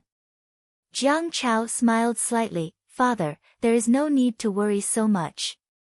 His Eighth Highness wants eldest younger sister. If His Majesty agrees, we cannot not agree. If father is worried that eldest younger sister might say something that she shouldn't in front of His Eighth Highness, there is really no need. Because, if eldest younger sister marries His 8th Highness, she will also form a blood feud with His 8th Highness. Even if she enters the prince's fu, it will only make the accumulated hatred deeper and deeper. You mean? Jiang Quan's eyes lit up. Jiang Chao smiled unhurriedly and stretched out a hand with only 4 fingers to slowly draw on the table. His 8th Highness wants to marry eldest younger sister, and also has the intention of winning over eldest brother. However, if eldest brother is really accepted by His 8th Highness, it may not be a good thing for our Jiang Fu. Jiang Quan's expression froze. Jiang Xing and Jiang Ruan were of one mind, and both of them could not bear to see anything good happen to him. If he were to really be recruited by Xianli, and Jiang Xing was able to escape this calamity, he would be blessed with glory and splendor, and would wield great power. He would not be able to be mentioned in the same breath as before, and the Jiang family would become dispensable. If Xianli had to make a choice between Jiang Xing and the Jiang family, Xianli might not choose the Jiang family and abandon Jiang Xing. In this way, Jiang Xing's existence would be a great threat to the Jiang Fu. Jiang Quan looked at Jiang Chao. Jiang Chao's expression was gloomy, but his words were startling. If something happens to eldest brother, and it is discovered that it was His 8th Highness who did it, eldest younger sister will certainly be at odds with His 8th Highness. Since eldest brother has met with an accident, he will be of no use to His 8th Highness. Eldest younger sister hates His 8th Highness and will not let the Zhao family help. In this way, if His 8th Highness still wants to win over the Jiang family, he will need a link. He smiled slightly. At that time, it will be easy to send second younger sister into the prince's fu. The expression on Jiang Chao's face was too unfamiliar, with a few hints of cruelty that Jiang Quan was not aware of. For a moment, Jiang Quan stared blankly.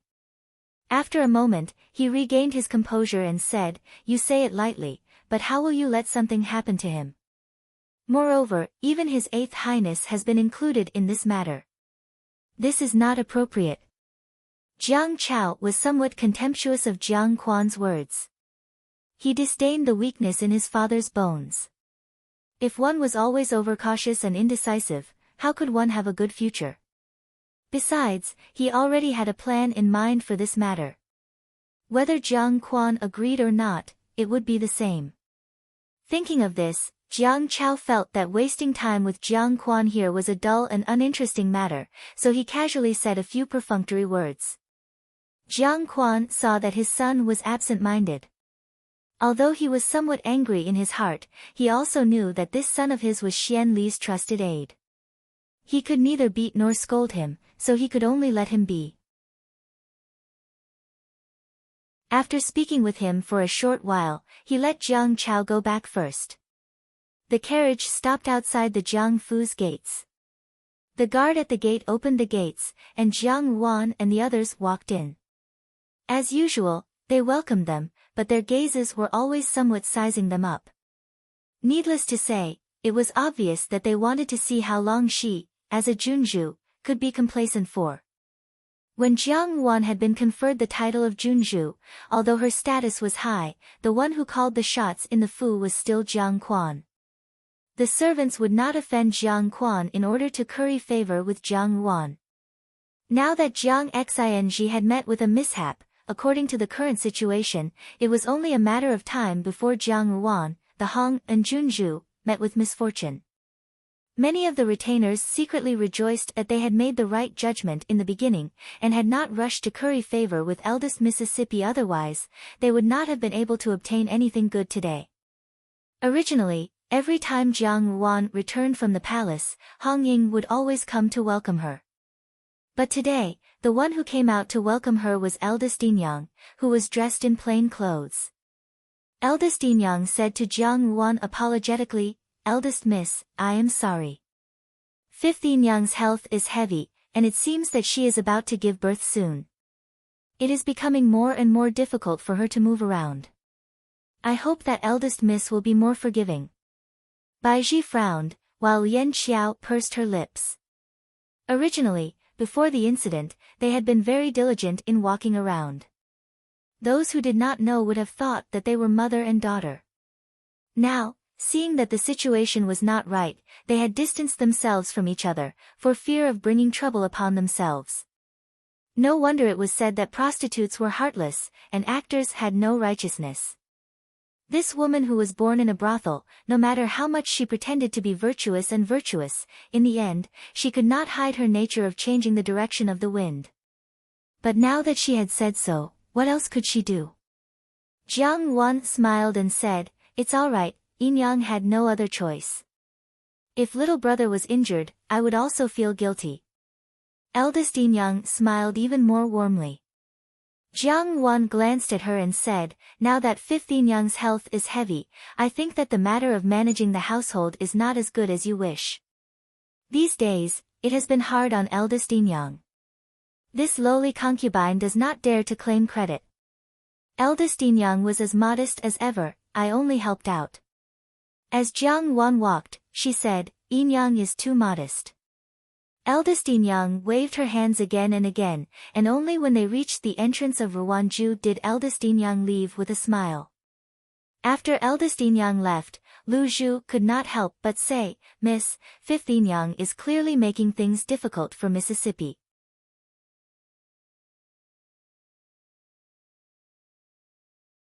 There are so many talented and beautiful women in the palace, and Dan Yang is only a Shu daughter. She looked towards Jiang Wan. If it were de Jijie, then it would definitely be the Jiang Fu's fortune.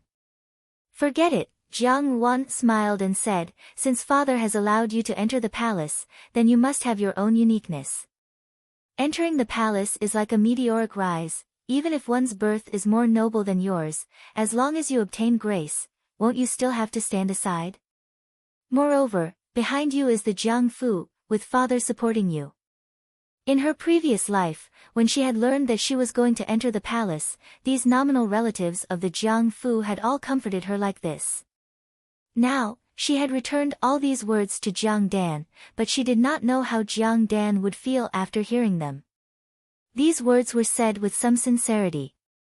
For a moment, Jiang Dan could not figure out what Jiang Wan was thinking, so she forced a smile and said, "De Jijie, do you know that Furen has gone mad and was taken out of the Fu by eldest young master to recuperate in the countryside?" Second Jijie also went to the Xiaohou Fu, saying that the Marquis Furen is ill and has returned to visit her. Second older brother is considerate. Jiang Wan said, "The Marquis Furen's health has always been poor, so it is only right for second younger sister to return." Jiang Dan frowned, somewhat disappointed that she did not get the reaction she had expected. However, after a short while, she said carelessly, "But it is not good to recuperate anywhere, and yet she still has to go to the rural residence. The journey there is bumpy, I do not know if she can bear it. Second older brother has his own plans." Jiang Wan did not respond to her words, but instead blocked them off. Jiang Dan was helpless, but she could also hear the meaning behind Jiang Ruan's words. She said a few more words, then stood up and said with a smile, "Dan Yang still has to go back to prepare some things to enter the palace, so I will not delay de Jijie any further. I will return to the courtyard first, I will come back to see de Jijie later." After sending Jiang Dan off, Lu Zhu came over to pour tea for Jiang Wan and said, "She is really pretending to be a pig to eat a tiger. Once she gains the upper hand, her eyes look up to the sky." In the eyes of the few servant girls, Jiang Dan's visit to Ruanju today was nothing more than to show off and conveniently add insult to injury. Looking at Jiang Ruan's current predicament, the so-called despicable person in the world was probably someone like Jiang Dan. However, Jiang Ruan's mind was not on Jiang Dan. Just now, Jiang Dan's words, whether intentionally or unintentionally, had revealed a meaning. The prey that had endured for a long time finally could not help but walk to the edge of the trap. Should she wait for the prey to fall in or should she push it? Jiang Dan wanted to borrow her hand, but she had mistakenly treated everyone in the world as fools. However, looking at it now, she did not expect that the first person to lose his cool would actually be Jiang Chao. She slowly took a sip of tea and said, "Tianzhu, go and find out which rural residence Xia Yan is at." Jiang Chao is about to make his move.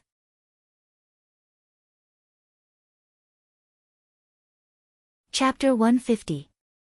Early autumn had passed, and the flowers in the various gardens in the palace seemed to have bloomed even more, especially the big chrysanthemums. They were beautiful purple and red, and their petals were layered and curled into a beautiful arc. It was a magnificent sight to see. Fragrance wafted everywhere. In order to welcome the new batch of beauties entering the palace eunuchs and palace maids were busy enough. Every year, there would be new people entering the palace. Every year, there would be a batch of unknown souls in the palace, nourishing the seemingly flourishing flowers in the land. Although it sounded a bit scary, there was never a lack of new fertilizer, there was always no lack of people who wanted to fly up the branches and become phoenixes. Concubine Shu lazily reclined on the chaise lounge. Her exotic silhouette was especially beautiful under the light of the candlelight. She was also aware of her advantages. She wore a short silk gown woven with gold thread, a fine gem on her forehead, and a long sapphire blue skirt. Her toes were delicate and white, as if she were carved out of jade. This was an indescribable beauty from head to toe. It was no wonder that among the beauties entering the palace every year, this beauty was the first. Concubine Shu looked at her small fingernails as she put the peeled grapes in the crystal bottle into her mouth one by one. The grapes were round and cute.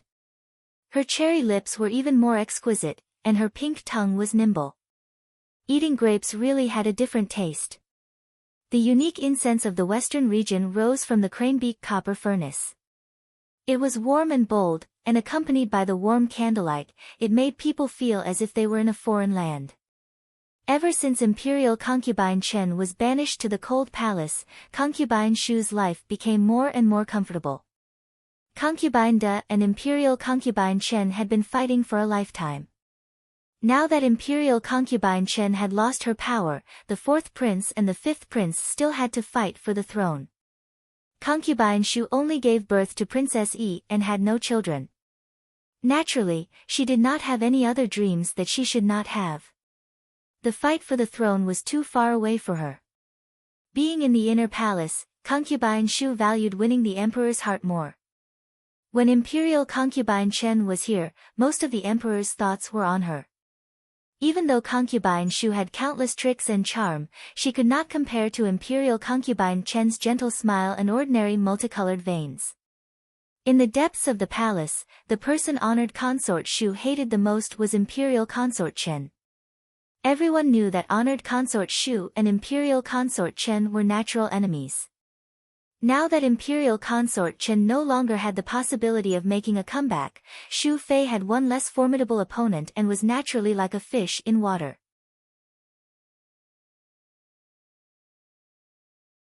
There was even a faint smile on her lips. It seemed that she was very satisfied with this cruel game and even felt that it was somewhat interesting. For such an expression to appear on a beauty, it was really somewhat frightening. "What's wrong with you?" She opened her mouth and asked Princess He, "Who provoked you again?" It would have been better if she had not asked, but once she did, Princess He's expression immediately changed. Biting her lip in hatred, she said, "Imperial Mother, can you kill Jiang Ruan for me?" These words were shocking, but Empress Shu only frowned and said, "Hung and Princess. Why, did she make you unhappy?" "It's more than that." Princess He said, "Last time, she spoke up for that little bastard Xian Pei and threatened me. This time, I actually heard from the people in the imperial study that Jinying Wang has asked the emperor to bestow a marriage and wants to marry that slut." The little eunuchs outside all heard it. "Imperial Mother, how do you expect me to swallow this?" Princess He's resentment towards Jiang Ruan had long been born.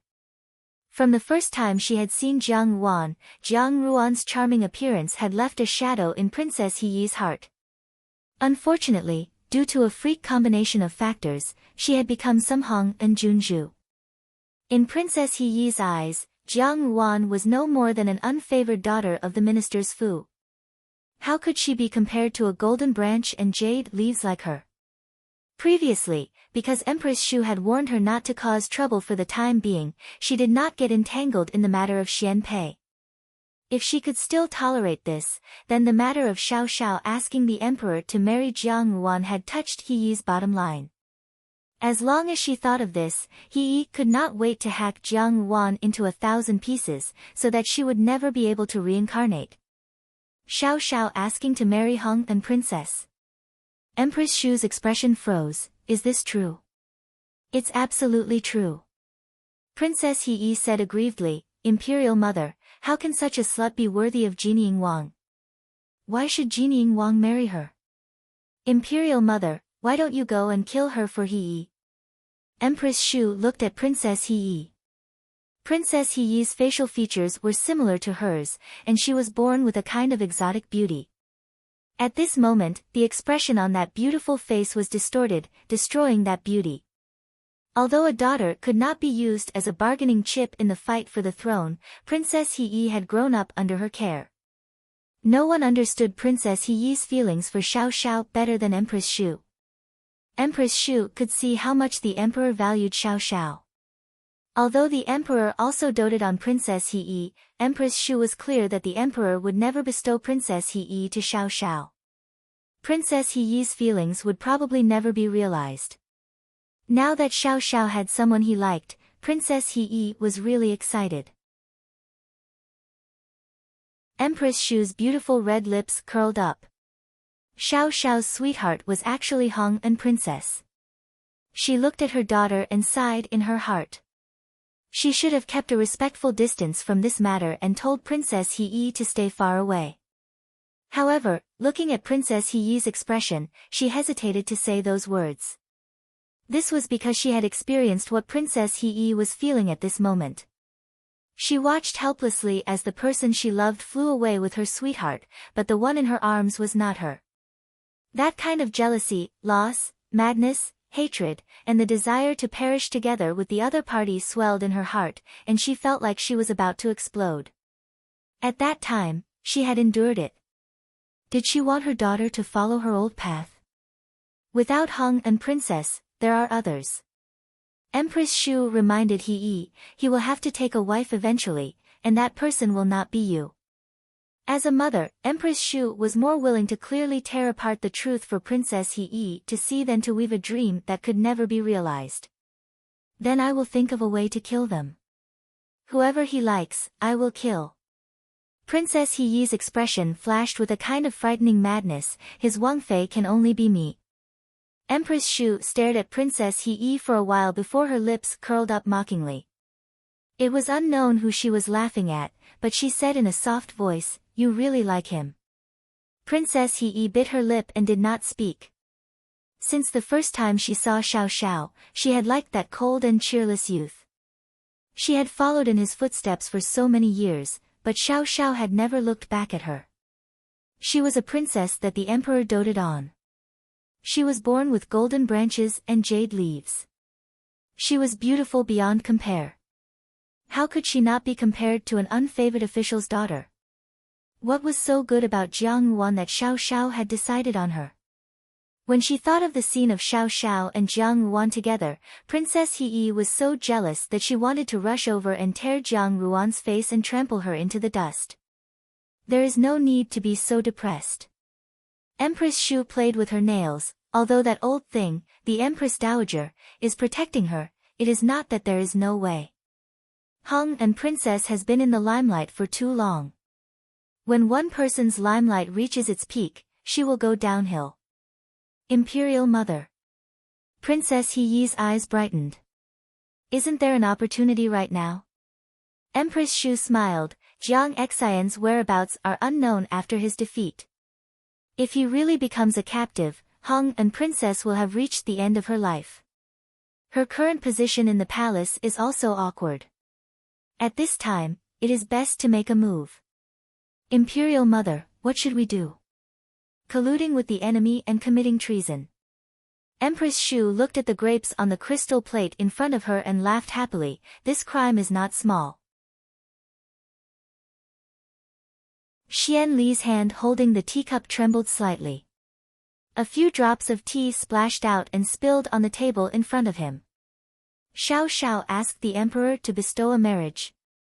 He raised his voice. Reporting to your highness, it is absolutely true.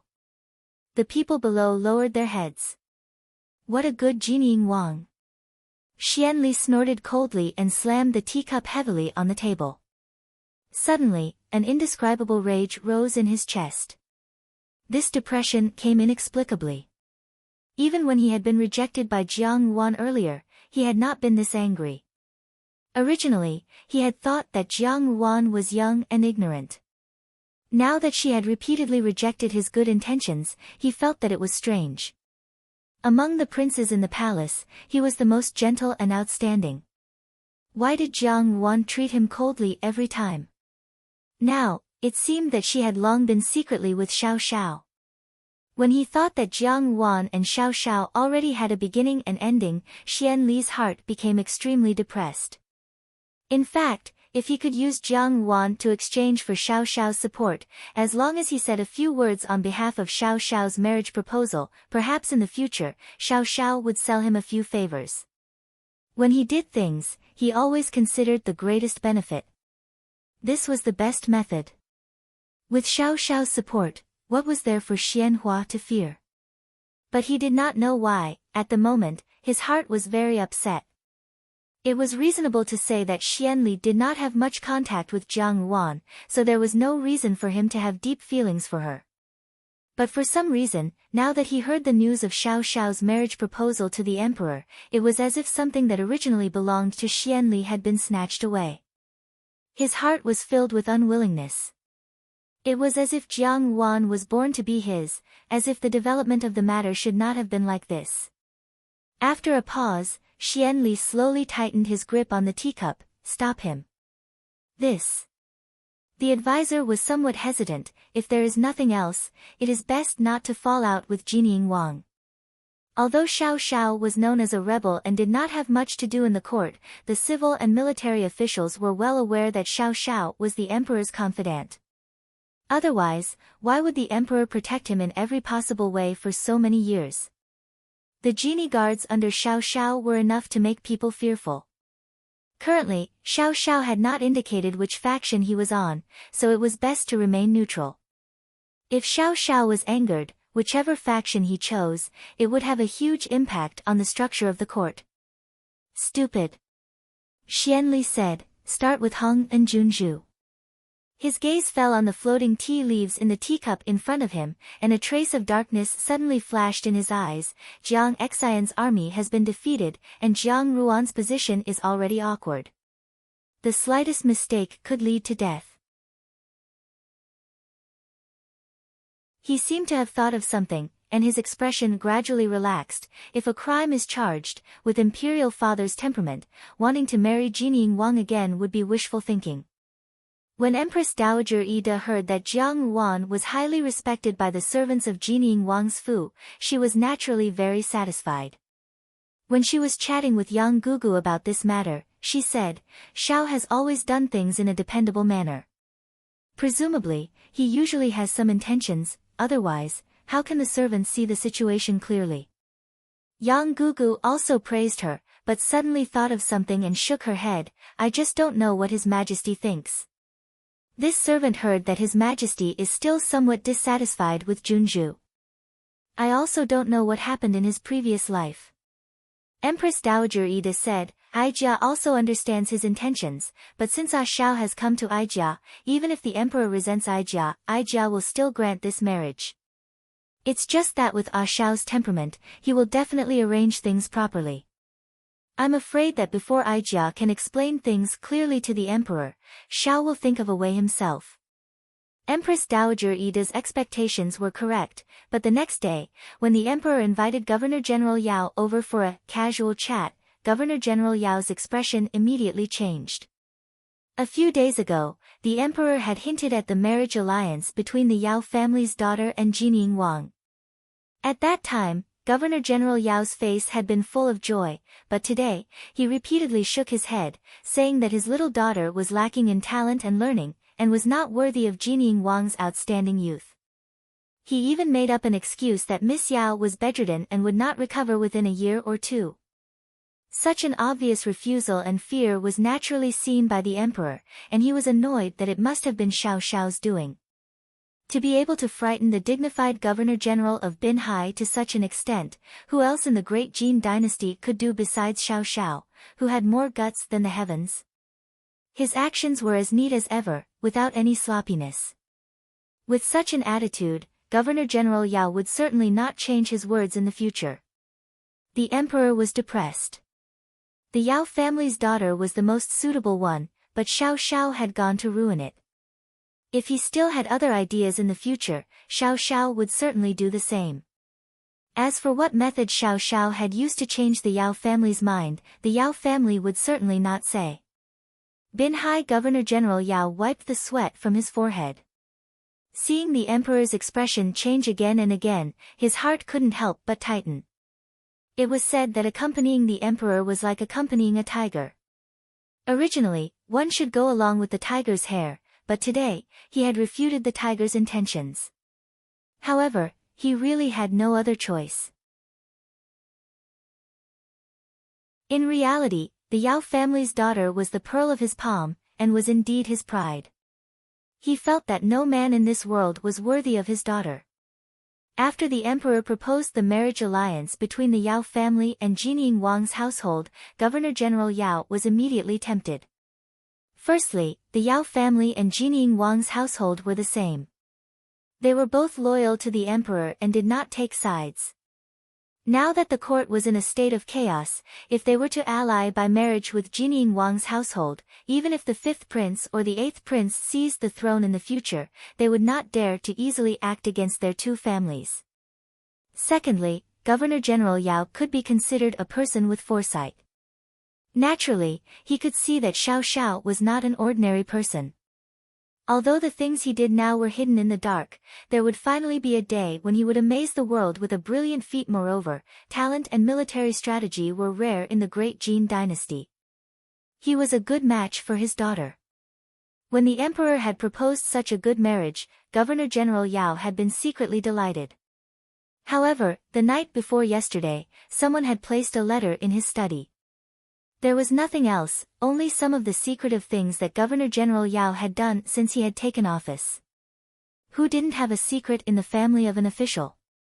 However, the ingenuity of this letter lay in the fact that the events described were all vague and intermittent. It just happened to intercept the most fanciful parts. Originally, it wasn't a big deal. However, following the arrangement of this letter, it seemed that it would take someone's life.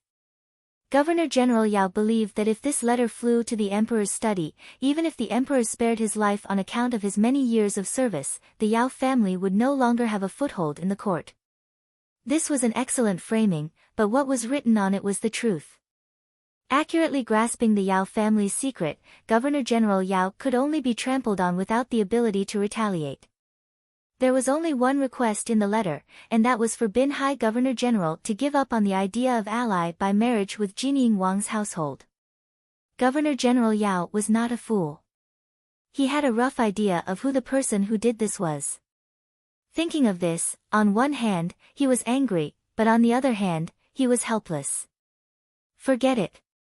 Since the other party did not like his family, there was no need for Miss Yao to suffer grievances when she went to the Fu. Governor-General Yao could only express in front of the emperor that he would not marry Miss Yao to Jinying Wang. After all, he could find another in-laws.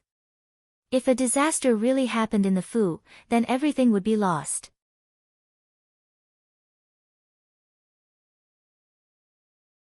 Chapter 151. Even after so many years, Jingzhu Yuan was still clean and spotless. When Princess Yuanrong turned 14 and reached her marriageable age, the late emperor had opened up a piece of land in the depths of the palace and renovated it into an exquisite courtyard. He had given it to Princess Yuanrong as a gift. However, the garden was still there, but the person had passed away. Even when Princess Yuanrong married another country, the garden was not completely renovated. However, the scenery was still very good. After the late emperor passed away, Empress Dowager Yi-de had also sent people to tidy up the courtyard. However, although the garden was good, Empress Dowager Yi-de had never set foot in it. Perhaps she was afraid that seeing it would remind her of the person and arouse the guilt in her heart. Thus, Jingzhu Yuan became a unique existence in the depths of the palace. It was clearly renovated every day, but it was also a deserted garden. However, the desolation of Jingzhu Yuan had changed because of Jiang Ruan's arrival. Jiang Ruan had inherited many privileges that only Princess Yuan Rong had, including the freedom to walk around Jingzhu Yuan as she pleased. It had to be said that the late emperor must have loved Princess Yuan Rong very much. Every part of Jingzhu Yuan's scenery had been renovated with great care. Inside, there was even a library, a study, and a small courtyard for people to rest in. However, the princess's palace was still some distance away from Jingzhu Yuan. Jiang Ruan usually did not go there and only occasionally stepped in. One day, a palace maid came from outside with a small basket in her hand and walked towards Jingzhu Yuan. Looking at the direction, she was probably walking towards Jingzhu Yuan. The basket in her hand was probably to pick flower petals. Recently, Jiang Ruan had been learning how to mix incense and often let the palace maids of the princess's palace enter Jingzhu Yuan to pick some flower petals. Along the way, there were occasionally little eunuchs and palace maids who could help and even gain some benefits. Today, this palace maid was halfway through when she was suddenly called, "Stop." The palace maid turned around and looked. Perhaps she did not recognize the person. After looking for a long time, she finally recognized that it was none other than Princess He. Princess He quickly walked over and looked at the flower basket in the palace maid's hand. She frowned and asked, "Where are you going?" "This servant is under the order of Hong and Junzhu to enter Jingzhu Yuan to pick flower petals." The palace maid lowered her head and said, "Oh, Jingzhu Yuan." Princess He's expression froze, and she said, "In that case, you can go." The palace maid looked at Princess He in surprise. She did not expect that the princess, who had always been domineering, would be so easy to talk to today. However, this was a good thing for her. Immediately, she hurriedly picked up the flower basket and bowed to Princess He before leaving. However, the palace maid did not notice that Princess He did not leave. Instead, she stood where she was and stared in the direction she left in. She quietly followed her until she saw the palace maid turn a long corridor and enter a manor. Her figure then disappeared. Princess He straightened her clothes. Today, she was wearing a plain green brocade robe. This was already very simple for someone like her, who had always loved gorgeous gold clothing. She didn't have any makeup on her face, and her entire person was like a completely different person. At first glance, it wasn't easy to recognize her. She straightened her clothes and a strange smile appeared on her face. Then, she followed the direction of the palace maid and walked towards the courtyard. The courtyard seemed to be unguarded, and the renovations were as exquisite as the rumors said. Princess He couldn't help but have a resentful expression. When she was young, she had inadvertently heard the palace maids talk about Jingzhu Yuan. She had once asked the emperor for it, but the emperor, who had always doted on her, had refused without thinking. Princess He had a strong temperament. After she knew that Jingzhu Yuan was untouchable, she never came back and only thought that the palace didn't have such a place. Who knew that when Jiang Ruan came, although she didn't have the garden, Empress Dowager Yi-de allowed her to come in and walk around. For Princess He, this was a humiliation. The hatred in her heart towards Jiang Ruan deepened by another layer. As long as it was something that Jiang Ruan liked or took a fancy to, Jiang Ruan would always snatch it away. The garden was very big, and there were beautiful sceneries everywhere. She had never been here before and didn't know how beautiful it was. Now that she saw it, the more beautiful it was, the more she wanted to possess it. She couldn't wait to enter the garden. However, she didn't know why there weren't any guards inside, and she didn't know where the study was. After forcing herself to turn for a long time, when Princess Hee was starting to get impatient, she suddenly saw a bamboo building in the distance after circling around a huge camphor tree. This bamboo building looked brand new, and it was hidden among the trees. It was indescribably elegant and romantic. This should be the legendary study. Sitting in this study, watching the shadows of the trees swaying, drinking tea, and reading was naturally a very pleasant thing to do. Princess Hee's eyes were blazing with anger, and she had an urge to burn down the entire bamboo house. However, when she touched the envelope in her sleeve, the anger on her face subsided and was replaced by a smile. The contents of the envelope were none other than the evidence of Jiang Ruan's treason.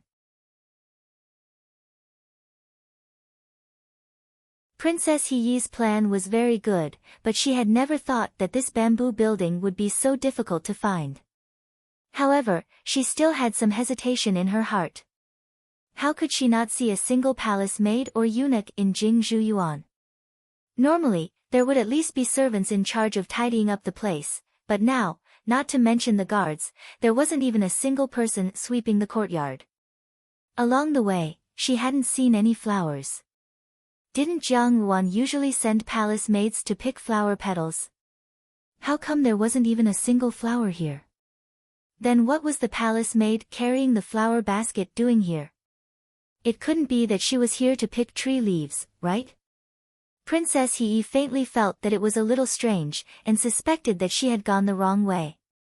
However, just now, that palace maid had indeed walked in this direction. Princess Hee had only hesitated for a moment before she made up her mind. So what if she was wrong? She was the dignified princess of the great Jin dynasty. Apart from the emperor's bedchamber, there was nowhere else in the palace that she didn't dare to go. This place also didn't have any guards, and it definitely wasn't some forbidden area in the depths of the palace. Since she had already entered today, if she didn't go up and investigate, wouldn't it be a wasted trip? Princess Hee had always been proud and arrogant, and refused to admit defeat. She simply didn't place this place in her eyes. Moreover, she wholeheartedly wanted to put Jiang Ruan to death, so why would she care about such things? A person who had been blinded by hatred, no matter how astute she usually was, would not be able to clearly weigh the pros and cons at this moment. She then lifted her skirt and slowly walked up the bamboo building. The bamboo building was exquisitely renovated. Princess Hee walked up the steps of the bamboo building. When she reached the 7th step, she didn't know what she touched, but she only heard the sound of wind, and with a swoosh, a sharp blade jumped out. Not expecting such a huge change, Princess Hee immediately screamed. Before she could react, she heard a familiar voice coming from the bamboo building. Who is it? Then, before the two words, princess, could leave her mouth, Princess Hee felt a layer of sharp silver light on her face. Immediately after, the steps under her feet collapsed, and she fell straight down. With a peng sound, a cloud of dust rose from the ground. Falling from a 2-story bamboo building was not life-threatening, but Princess Hee was usually a delicate and noble. The fall made her face pale. She didn't know where her bones were broken, but she immediately sucked in a breath of cold air and cursed in pain. 9th sister. That familiar voice spoke again, stopping in front of Princess Hee. Princess Hee widened her eyes. 8th brother, 4th brother. Xian Li and Xian Lang stood in front of her.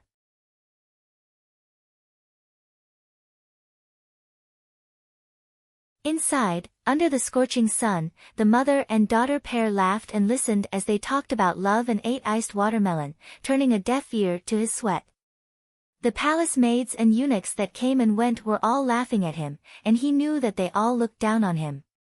There were always some women in the world who had hearts like snakes and scorpions. The humiliation that the mother and daughter pair had inflicted on him in Shufang Palace had suddenly become unbearable. So what if he wanted to attach himself to Xian Li? From now on, the great undertaking of the country would have Xian Li's dragon throne, and he would also have an acre of land. With the great undertaking right in front of him, what could a small woman amount to? Xian Lang suddenly cupped his hands towards Xian Li and said, 8th younger brother, I'm afraid that our conversation just now has been heard by 9th younger sister. This is not a good thing. When Princess He saw that Xian Lang's reaction was different from before, she suddenly felt a sense of panic. However, she had always been good at pretending and did not show the slightest bit of it on her face. Xianli glanced at Xian Lang, 4th younger brother, what do you mean? This matter is of great importance, there must not be the slightest mistake. Xian Lang said in a low voice, only a dead person is absolutely safe. You're crazy, Xian Lang. Princess He widened her eyes in disbelief. If she had not heard it with her own ears, she would never have believed that the person in front of her with such frightening words was the incompetent prince that everyone in the palace had abandoned. She twisted her body uneasily, but her foot injury prevented her from standing up. She could only use words to threaten him, Xian Lang, you dare to kill me? Aren't you afraid that if Imperial Father finds out, he will chop off your and Imperial Mother's heads? You're just a useless prince, what right do you have to? It would have been better if she hadn't said it. After Princess He finished speaking, Xian Lang's expression became even more gloomy. He turned his head and sincerely said to Xianli, 8th younger brother, please reconsider. Xianli naturally saw that Xian Lang was not normal, but he was not in a hurry to refuse. Instead, he suddenly laughed, 4th older brother's words are reasonable. 4th older brother, why don't you handle this matter this time? His smile was like a spring breeze, as if he was chatting about a painting or an ancient inkstone. He was naturally cultured and refined, but the words that came out of his mouth seemed to carry a cold chill, and the meaning within it made people shudder. Xian Lang was startled, and he could not help but admire Xian Li's scheming. Xian Li had originally wanted to kill Princess He for today's matter, but he was the one who brought it up. In this way, it was natural for him to make a move on her. This was a test from Xian Li. If the matter was not exposed, he would have a handle on him in front of Xian Li in the future. If the matter was exposed, this matter would have nothing to do with Xian Li. Princess He was extremely shocked, and at this moment, she truly felt fear. She repeatedly said, no. It wasn't me. I didn't hear anything. Don't kill me, I didn't see anything. Xian Lang's eyes narrowed. Even if Princess He really didn't hear anything today, she saw his sinister side and knew that he wanted to kill her to keep her quiet. Leaving her alive would definitely cause more trouble in the future. Moreover, Xian Lang looked at Princess He, who was crawling at his feet, and for some reason, he suddenly felt a faint sense of pleasure. It was as if he was enjoying this feeling. It was as if a layer of dark thoughts suddenly appeared in his mind. He wanted to see that beautiful body covered in scars and her twisted expression forever frozen. It was as if he could find the dignity that he had lost in that way. He slowly revealed a strange smile, all right, 8th younger brother, leave it to me. No, Princess He screamed, and in a panic, she wanted to call for help. However, there were no guards in this desolate and uninhabited garden. Even if there were guards, they would probably not come to save her. That pair of slender hands grasped the air weakly, and as if someone had suddenly sucked out all of their strength, they slowly drooped down. A smear of blood spurted out from the tip of the sword. Xian Lang slowly pulled out his long sword. That pair of eyes that had always looked weak and mediocre flashed with a never-before-seen excitement. It was very strange. It was as if he was a mouse that had caught a glimpse of a delicious delicacy, causing people to feel disgusted for no reason. If someone passed by, they would definitely be shocked because Xian Lang's expression at this moment was like someone who had been possessed by a demon. Xian Li took a step back, as if he was afraid that the blood would stain the corner of his robe. However, the expression on his face did not change at all. The blood slowly spread, and it flowed down Princess He's sleeves. The evidence of crime in her sleeves was also stained red by the blood. The words gradually became hazy, and in the end, even the seal could not be seen clearly. Princess He's eyes widened, and her face was filled with disbelief. Perhaps she did not expect that this incompetent prince, who she had never cared about, would eventually take her life. Perhaps she hadn't expected that this exquisite garden would become her burial ground in the end. The last thing she saw was the clean corner of the clothes of the two people in front of her. Compared to her bloody and sticky body, it formed a sharp contrast. The last thing she heard was Xianli asking indifferently, how did she find this place?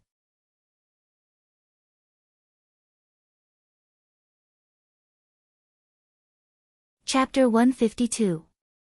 Below the bamboo building, Xian Li's subordinates hid Princess Heyi's corpse and cleaned up the bloodstains on the ground. In the bamboo building, Xian Li and Xian Lang sat at a table. Their expressions were no longer as relaxed as before. I just want to know how she found out about this place. Xian Li stared at Xian Lang. Although this place was deep in the palace, not everyone could see the twists and turns and secrets. If she had taken another path, she would definitely have met the guards at the door. However, Princess Heyi was able to enter without any obstruction, so she definitely did not meet any guards. This could only mean that the path she took was the path of one of them. Princess Heyi was clearly not one of them. There was probably a traitor among them. This place was very secretive. Normally, Xian Li and Xian Lang would meet here when they had something to discuss. Today, when they met Princess Heyi, both of them wanted to kill her at almost the same time.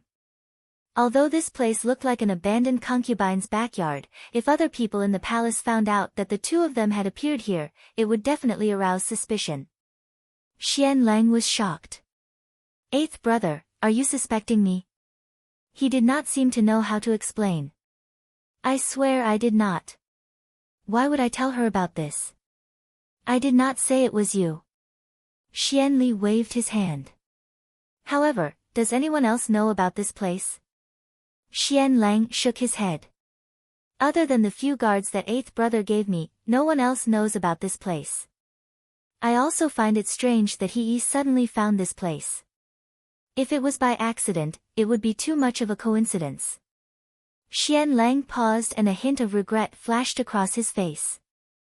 I should have asked her how she came here. Unfortunately, he had lost control of his emotions and killed Princess Heyi in a moment of impulse. At this moment, he felt some regret and lingering fear. However, there was no turning back. Since she was already dead, it was too late to say anything. There is something fishy about this matter. Xian Li narrowed his eyes. Heyi's sudden disappearance will definitely arouse suspicion in the palace. There is only one way to prevent people from suspecting me. What way? Xian Lang was stunned. Divert the trouble.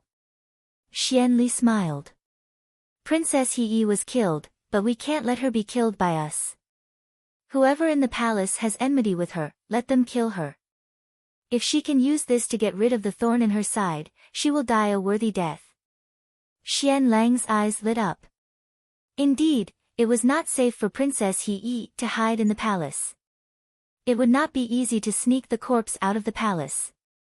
Now that things had come to this, they could only find a scapegoat. However, this scapegoat was not easy to find. It would be best if he could kill two birds with one stone. Not only could he get rid of this hot potato, but he could also get rid of a major threat. As Xian Lang thought about it, a cold figure suddenly appeared in his mind. I know. He became excited. Eighth brother, I have a good candidate. Oh. Xian Li's eyes flashed. Tell me about it. I guarantee that this method will make eighth brother more satisfied than finding a scapegoat. We can use Heyi to fulfill one of eighth brother's wishes.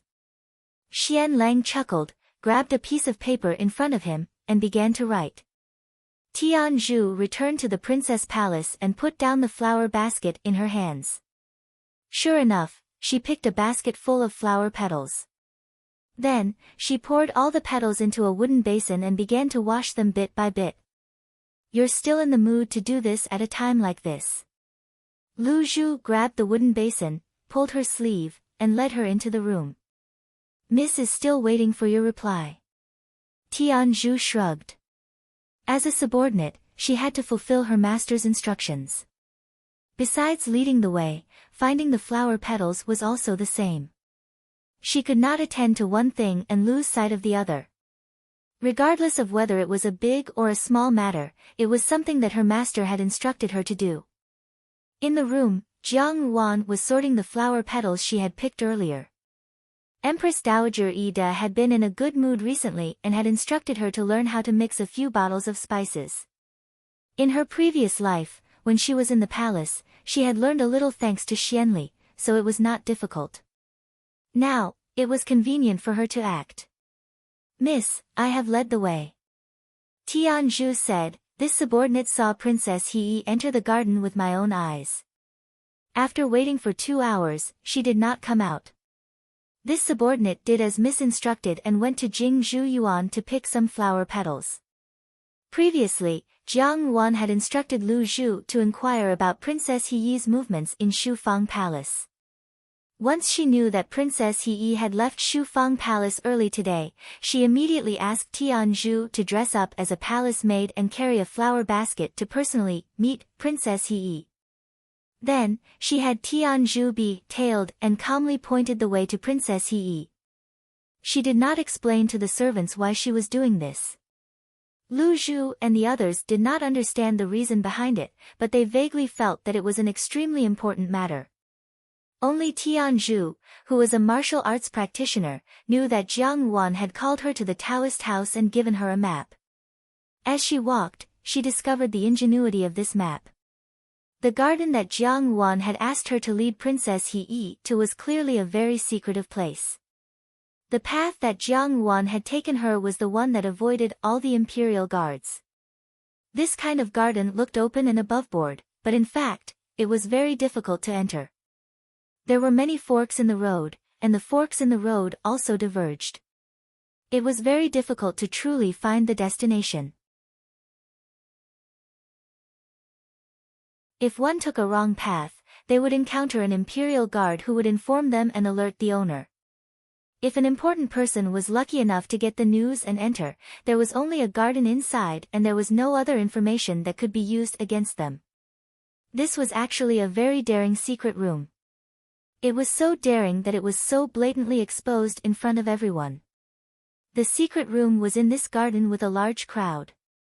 Apart from the owner, basically no one could enter. Moreover, Jiang Yuan obviously knew the location of this garden long ago. She even knew the path that was the easiest to take. She had led Princess He to this place, so one could imagine the dangers of this place. If it were one of her own, Jiang Yuan would not have used this method. In other words, Jiang Yuan's tactic of killing with a borrowed knife was extremely brilliant. Tianzhu did not understand how Jiang Yuan knew about this secret room and the passage. She felt that this new master of hers had many secrets. She thought that perhaps even the people of the brocade guards who were in charge of secret places in the palace did not know the complete path to this place. Lu Zhu could not help but ask, "Miss, why did you wait for 2 hours?" Tianzhu Jiejie returned before the 2 hours were up. 2 hours is enough. Jiang Yuan's gaze still fell on the petals in front of her. After being washed, the petals appeared even more vibrant. She said, "Killing people only takes the time it takes to burn a stick of incense. The rest of the time is just used to clean up." Killing people? Lu Zhu was shocked. She immediately covered her mouth and secretly hated herself for losing control. She asked in a low voice, "Princess He was killed?" Jiang Yuan glanced at her and said, with her temperament, if she has not come out until now, she must have lost her life. She had known this from the beginning. Those who entered that place, unless they were her own people, had never been able to escape unscathed. Lu Zhu looked at Jiang Yuan and then looked at Tianzhu. She suddenly realized, Miss did this on purpose. Miss already knew that Princess He would die if she went in, so you let Tianzhu Jiejie lead the way? Yes. Jiang Yuan put each kind of petals into a small wooden box and turned to look at Lu Zhu. I had already calculated this. Lu Zhu could not clearly describe what she was feeling in her heart, but for a moment, she felt that her own young lady was really very scary.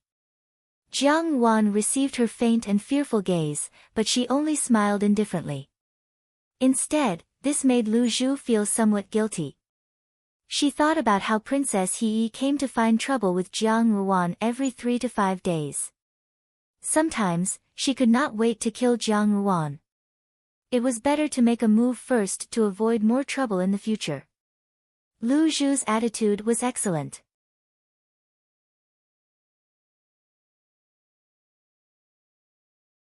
From Xian Li's arrogance to Princess He Yi's anger, and then to Xian Lang's gloominess, every step had to take into account the changes in people's hearts. If she had not lived in the palace for so many years in her previous life and had an accurate grasp of these people's thoughts, how would she have dared to set up this trap? Princess He Yi did not die in Xian Li's hands, nor did she die in Xian Lang's hands. She died in the hearts of people. The hearts of people were strange, and good and evil could be determined by a single thought. For example, Princess He probably would not have thought that her final path to death would actually be guided by an unknown palace maid. And that palace maid had been carefully arranged by her family. Jiang Wan looked down indifferently. Jiang Wan looked down indifferently. She had already experienced the methods of Princess He Yi and Empress Shu many years ago.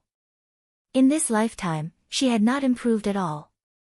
Even if she closed her eyes, she would still know what they were planning.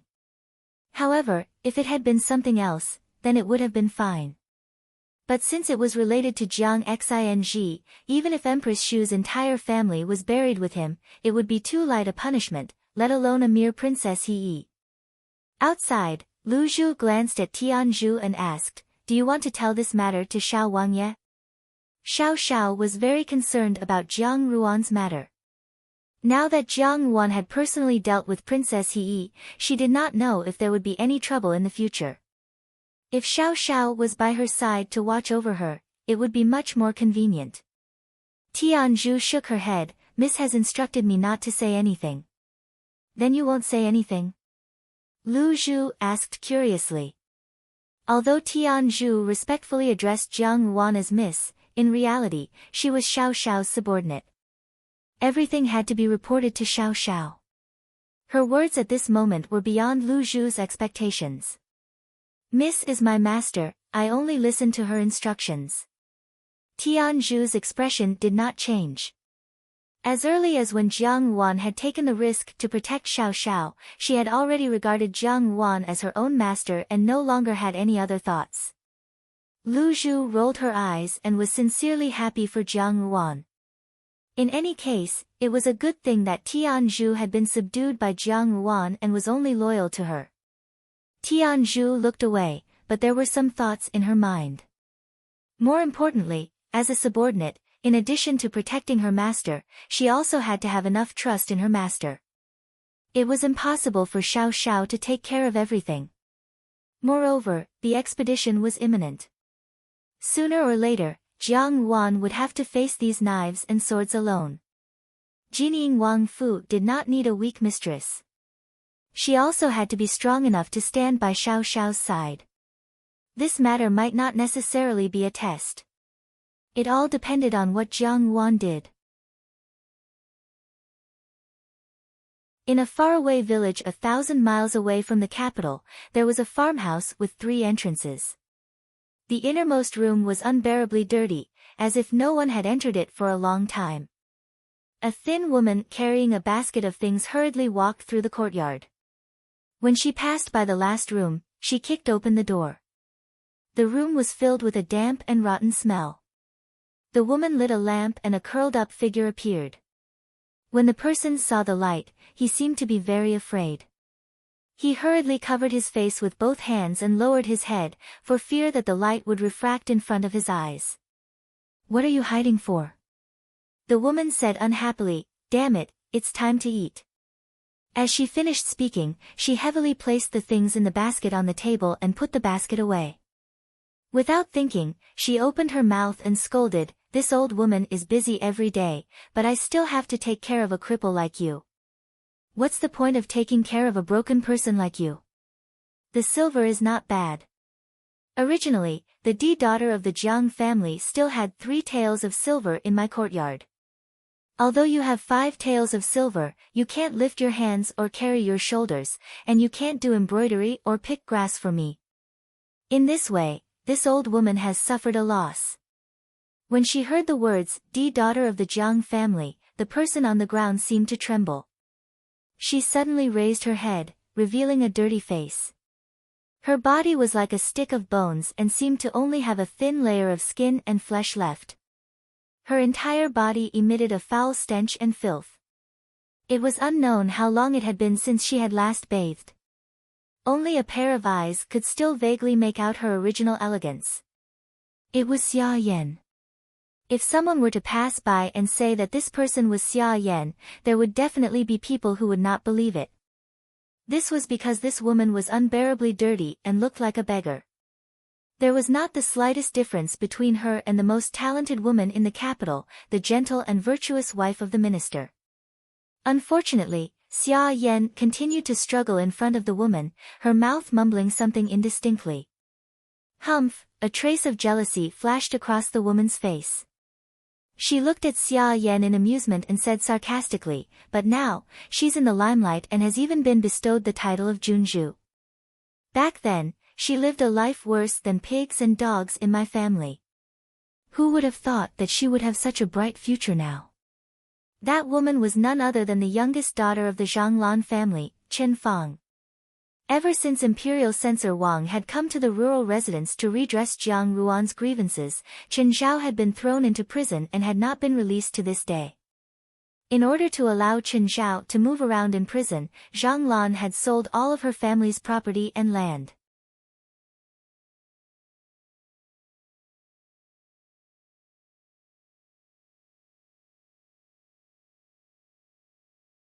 Chapter 153. Early in the morning the next day, Jiang Ruan received an invitation from Princess He, inviting her to move Feng Pavilion.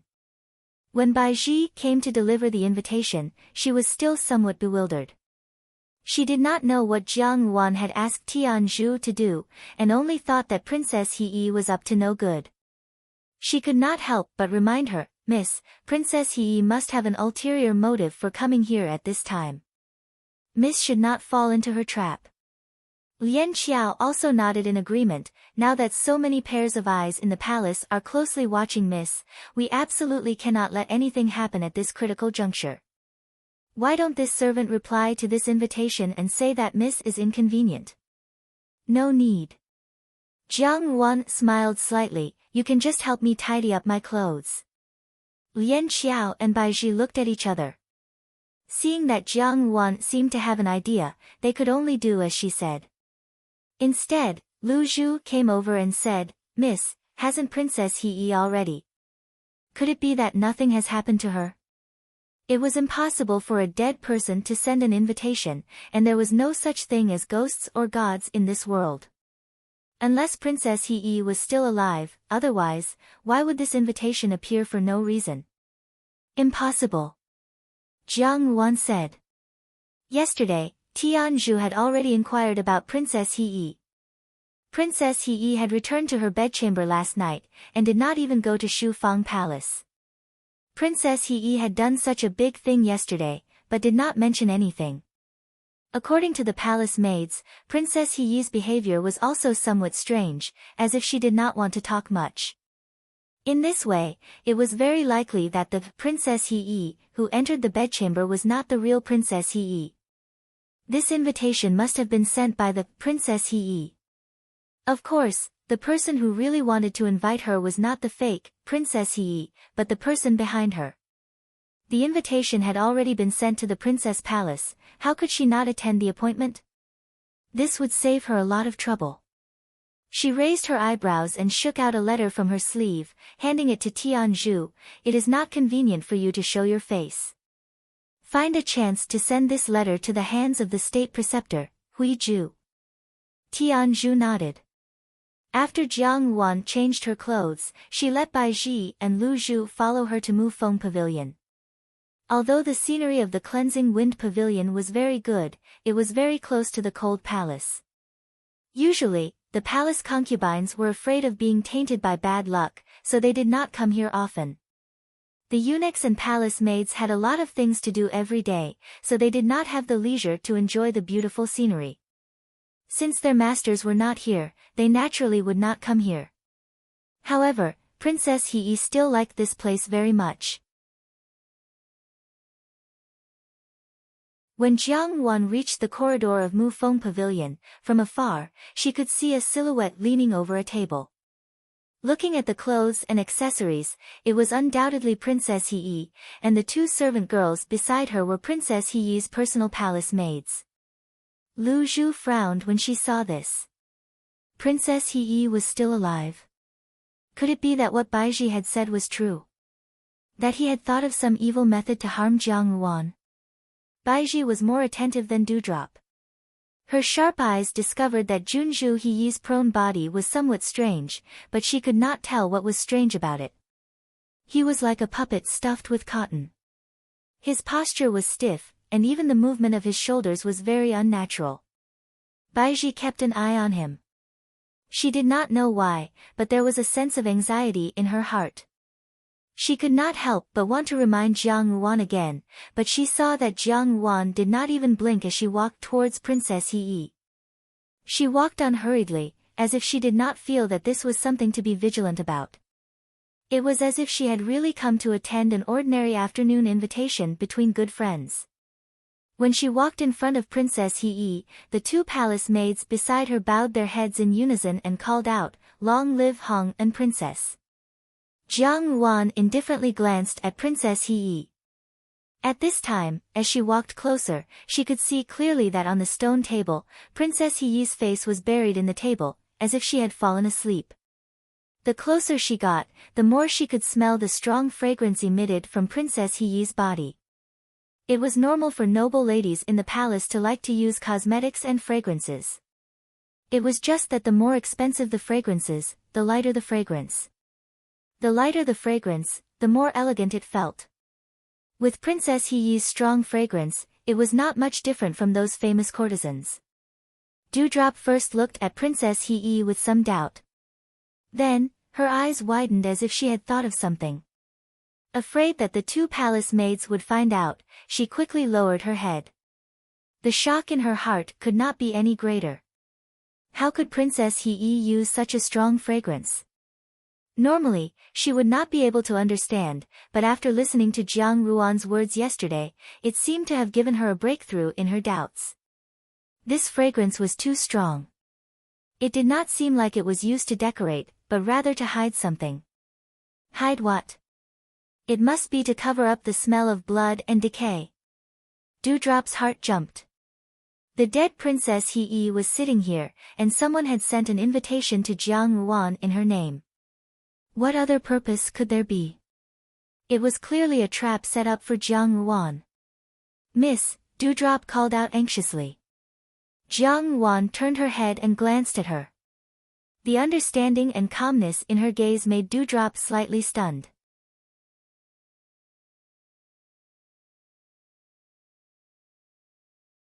The two of us saw with our own eyes that Hong and Princess Hee offended Princess Hee, and Hong and Princess mercilessly killed Princess Hee. Even in front of His Majesty, Hong and Princess is still a murderer. Saw it with your own eyes? Jiang Wan laughed in a low voice. There are two of you, but I also have two people here. You saw with your own eyes that I killed Hee, but I'm afraid that these two servant girls of mine saw things a little differently. After the initial fear, Baiji also recognized the situation. When she heard the palace maids speak lies with their eyes wide open and wanted to frame Jiang Wan, she was extremely angry. Now that she heard Jiang Wan say this, she immediately reacted and said, "Exactly, the two elder sisters' words are very strange. When our young lady came, Princess had already died." "Indeed," Lu Zhu said, "there is nothing wrong with the two elder sisters' words, and the three pairs of eyes on our side also did not make a mistake. The palace maids did not expect Jiang Ruan to be so calm even at this moment, and even have the mood to argue with them. For a moment, they did not know what to say. At this moment, they only heard a voice behind them. Princess is indeed extraordinarily courageous and insightful. In front of a great enemy, you talk cheerfully and wittily. This prince also admires you. Jiang Ruan turned around and saw a person walking in from outside the corridor. As usual, he was dressed in simple brown clothing. Who else could it be but the fourth prince, Xian Lang? Although they did not manage to catch the mastermind, at least this trip was not completely fruitless. Jiang Ruan smiled slightly. Your fourth highness. Princess, now it is not just the two of us. Xian Lang's smile was very warm and amiable, and there was even a bit of joy that came from the bottom of his heart. This prince also saw the process of princess committing the crime with my own eyes. Even if the words of the two palace maids do not carry enough weight, I wonder if this prince's words will count. Lu Zhu and Bai Ji stared hatefully at Xian Lang. Even if he was a prince that was not favored in the palace, with his identity and status, if Xian Lang really came out to testify, Jiang Ruan would not be able to gain the upper hand. Especially now that Jiang Xing's whereabouts were unknown, many people in the imperial court were watching Jiang Ruan's every move, hoping that she would make a mistake. If she was really charged with this crime and everyone came up to step on her, it would be very difficult for Jiang Ruan to stand up again. Your fourth highness, there is no harm in getting straight to the point. Jiang Ruan sighed. It is very tiring to talk in circles like this. Xian Lang nodded. This prince also thinks so. This prince believes that princess was impulsive just now and did not do it on purpose. In fact, eighth younger brother has admired princess for a long time. Since princess is eighth younger brother's sweetheart, this prince will not make things too difficult for princess. Jiang Ruan did not speak and only quietly looked at Xian Lang with a smile. She did not respond to Xian Lang's words, and Xian Lang appeared to be somewhat embarrassed. However, Xian Lang was not really as weak as he appeared on the surface. In some matters, Xian Lang was more persistent than Jiang Dan, and he was also much more shameless.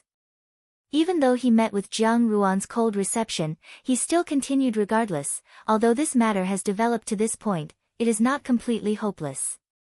If there is anyone in the palace who can protect princess, it can only be eighth younger brother. If princess can obtain eighth younger brother's protection, it will not be difficult to solve this matter perfectly. How to solve this? Jiang Ruan looked at her fingertips, her expression unchanged. Xian Lang saw this and his brows furrowed imperceptibly. After a pause, he said, at least eighth younger brother can think of a way to cover up this matter and not let princess be wronged. Jiang Ruan finally seemed to be somewhat impatient and asked, Eighth Highness and I are only acquaintances, how can I obtain his protection? Princess, don't say that. Xian Lang's face lit up and he immediately spoke with fervor and assurance. Princess is eighth younger brother's sweetheart, but now that Deputy General Zhang's whereabouts are unknown at the border, princess's days in the palace are more or less abyss of suffering. If she is not careful and makes a mistake, there will be countless eyes staring at her. If she truly wants to obtain eighth younger brother's protection, the only long-term way is to enter eighth younger brother's fu. As he spoke, Xian Lang could not help but clench his fists, feeling somewhat nervous. Xian Lang could not help but be proud of himself when he proposed this method to Xian Li. He knew that Xian Li had his heart set on Jiang Ruan, but he did not know why Jiang Ruan treated him like a snake or a scorpion. Recently, the matter of Xiao Xiao asking the emperor to bestow a marriage was more like a thorn in Xian Li's heart. Xian Lang had followed Xian Li for so long that he was well aware of some of Xian Li's thoughts. For example, right now, if he could use this matter to control Jiang Ruan and force her to marry Xian Li, it would definitely make Xian Li happier than finding a scapegoat to make Princess He Yi's death have another name. If this matter was successful, Xian Li would certainly give him credit. In the future, when the important matter was accomplished, he would also have a few more chips. However, although Xian Lang could predict other things, he was slow to predict Jiang Ruan's attitude. If he used ordinary methods, it would certainly not work, so he could only use Princess Heyi's life and Jiang Xinji's well-being as a threat. In Xian Lang's view, the reason why Jiang Yuan did not choose Xianli was because there was a better choice. However, when it came to her own interests, she had no other choice. Women were all the same. No matter how powerful a woman was, at some point, other than showing weakness and begging for mercy, there was nothing she could do. Just like Princess Heyi in the past. Jiang Yuan asked indifferently, "Eighth Highness arranged such a show just to force me to marry? You really think too highly of me." Bai Ji and Lu Zhu had long been indignant in their hearts. They did not expect Xianli to do such a despicable thing for his own selfish desires. He actually splashed such dirty water on Jiang Yuan. However, the death of a princess of a country was not a small matter. "Princess, please do not belittle yourself." Xian Lang smiled. In eighth younger brother's heart, no one is more precious than Princess. Jiang Yuan was slightly startled. Xianli often said these words in her previous life. At that time, she lived in the depths of the palace and did not see the light of day. Sometimes, when faced with Xianli's consideration, she would also feel inferior. Xianli often said, "You don't have to belittle yourself so much. In my heart, no one is more precious than you." Now that these words came out of Xian Lang's mouth, Jiang Yuan only felt that it was ironic. In this life, Jiang Yuan did not belittle herself, but Xianli overestimated her position in her heart. In her heart, Xianli was a smelly insect, disgusting no matter how she looked at him. "Fourth Highness is used to saying nice things." Jiang Yuan smiled slightly. "I don't know if it's because you have been someone's dog for too long that you only know how to say nice things." Xian Lang's expression changed. He really did not understand why Jiang Yuan, who had been fine just now, would suddenly change her expression. These words were really too ear-piercing, and immediately poked at Xian Lang's weak spot. If not for Jiang Yuan's status, Xian Lang almost could not help but hit her.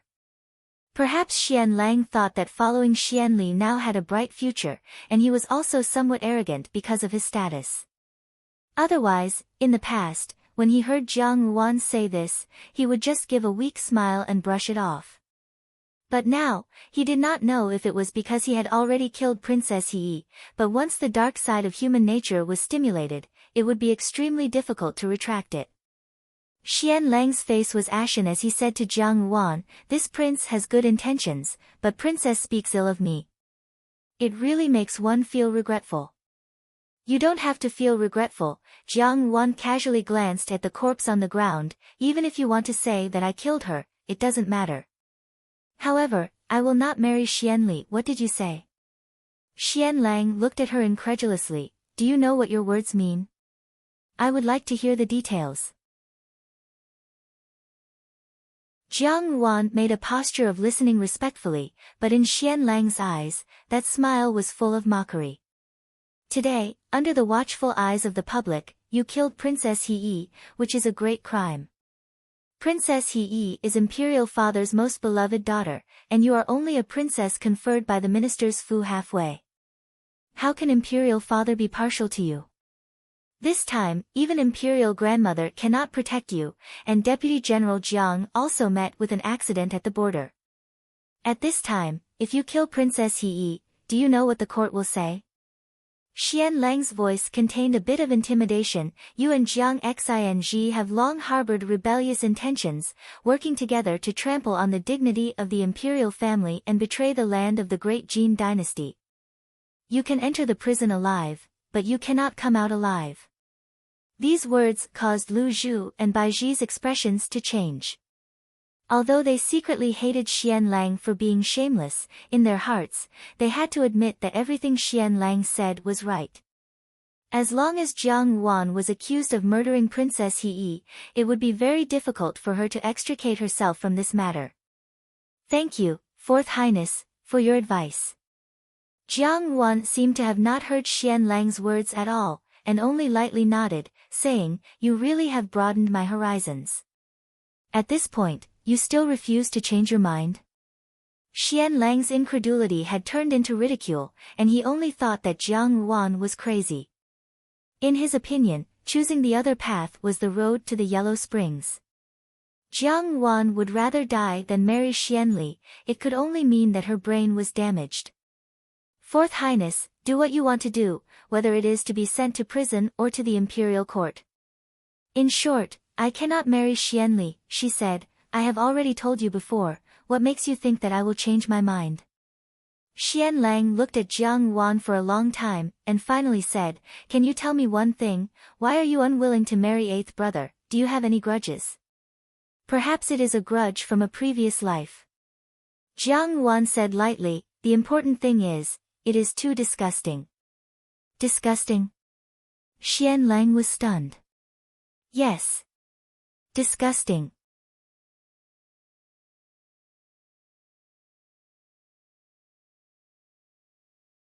Chapter 154. When did this happen? Xiao Xiao asked with a frown. Xiao Xiao pondered for a moment before replying, Let her come to the Yibao pavilion. She had left the embroidered uniform guard and her most respected master to protect the woman her master liked. That woman also had a tenacious heart and an iron fist just like her master. So, although Tianzhu felt sad, she would not be sad for too long. Because, she was worth it. Tianzhu said, This subordinate boldly guessed Mrs. Thoughts. I implore Master not to intervene in this matter. Master, please punish me. He's a chef that Master invited from outside. Hong Ying said indifferently, Fourth Miss will be going to the palace in a few days. The pastries in this fu are despicable, please do not dislike them. Tianzhu ignored Jean Eyre and Jean San's hints and continued, Could it be that Master wishes to have a young lady who does not have the strength to truss a chicken and needs Master's protection? If this is the case, I am afraid that the Jinying Fu will not be able to raise such a delicate flower. The Fu needs a woman who can stand tall in the storm of swords and spears, not an embroidered pillow. Xiao Xiao looked at the dispirited and surprised Tianzhu and said indifferently, Your loyalty is no longer here. According to convention, you must hand over the waist token. After a moment of silence, he said, From now on, you only have one master, Jiang Ruan. Protect her well. At noon. Jean Eyre said. Xiao Xiao was in the palace handling other matters. He had just left the palace when he caught up. It had already been 6 hours since Jiang Ruan had been captured, and he did not know what was going on. This time, he was more anxious than usual. Princess He was the emperor's most beloved daughter. Although she was usually a little mischievous, the father-daughter relationship was solid and unchanging. Jiang Ruan had killed Princess He. This crime was enough to make the emperor furious and punish Jiang Ruan. Disgusting. He muttered these 2 words in a low voice. Suddenly, there was an unspeakable anger in his chest. He slammed the table and all the teapots on the table fell to the ground and broke into countless pieces. The guards hidden in the room didn't dare to make a sound. Xian Li's expression at the moment was too scary. Is there any movement on Xiao Xiao's side? Taking a deep breath, Xian Li calmed his emotions and asked. Don't tease me, Aunt. Jiang Dan lowered her head, but a glint of light quickly flashed through her eyes. She asked in a seemingly unintentional manner, But now that big sister is in prison, Father, have you thought of a good way to save her? Tianzhu paused for a moment, then stood up with her head still lowered. Xiao Xiao said, Return the waist tag to Yifeng. Jean San received the order and left. Master! Tianzhu cried out involuntarily. Returning the embroidered uniform guard token to Yifeng meant that he would be removed from the embroidered uniform guard and would never be able to return. The servants and old women in the Ruanju were all in a state of panic. Once the news of Jiang Ruan's imprisonment had reached them, those who were quick-witted had already turned their backs on her, abandoning their old masters for the new masters. Thank you for choosing to follow her. You mean that this king doesn't even have the ability to protect her? Xiao Xiao narrowed his eyes. This time, he spoke much more slowly, but the coldness it carried was also much heavier than before. Jin Er and Jin Sen hurriedly signaled to Tian Zhu with their eyes.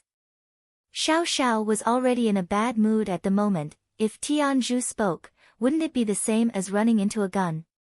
What did she say? Xiao Xiao asked. Jiang Dan's fingers that were pinching the pastry paused slightly, and her expression changed to one of worry. Then father's meaning is to wash your hands of this matter? Xiao Xiao lowered his eyes and thoughtfully looked at his sleeves. Jiang Ruan's temperament was almost crazy when it came to matters of revenge. He had a deep understanding of this. Jiang Ruan did not like others to interfere in these matters, and he was also clear that Tian Zhu was not lying. The affairs of the world are impermanent. Hong Ying sighed and looked at Jiang Dan. However, fourth young miss seems to be blessed. This time, when you enter the palace, you should be able to receive the emperor's favor. In the future, the glory of the Jiang Fu will be tied to you. Perhaps eldest young miss won't even have fourth young miss's future glory. Tian Zhu stared blankly and raised her head to look at Xiao Xiao. However, she found that Xiao Xiao's expression was not one of anger, nor was it the usual indifference that kept people 1,000 miles away. Instead, it was a kind of entrustment, another kind of trust and equal respect. Jin Er and Jin Sen both frowned. For an embroidered uniform guard, it was a big taboo to interfere in their master's decisions. Tian Zhu's actions were already very excessive, and could even be seen as disrespectful to Xiao Xiao. Tian Zhu had been trained by Xiao Xiao since she was young, so there was no need to mention her loyalty. Today, such an attitude made them slightly surprised even though they were his colleagues. In the matters between men and women, Xianli had always been invincible and had never met a match. In his eyes, women were nothing more than fools. Jiang Wan did not have much of a relationship with him, but every time he saw her, he would have a strange feeling in his heart. It was as if this woman had always belonged to him. This kind of possessiveness was completely aroused when Jiang Wan chose Xiao Xiao, and was even willing to go to such an extent for Xiao Xiao, causing Xianli to recall the events of many years ago.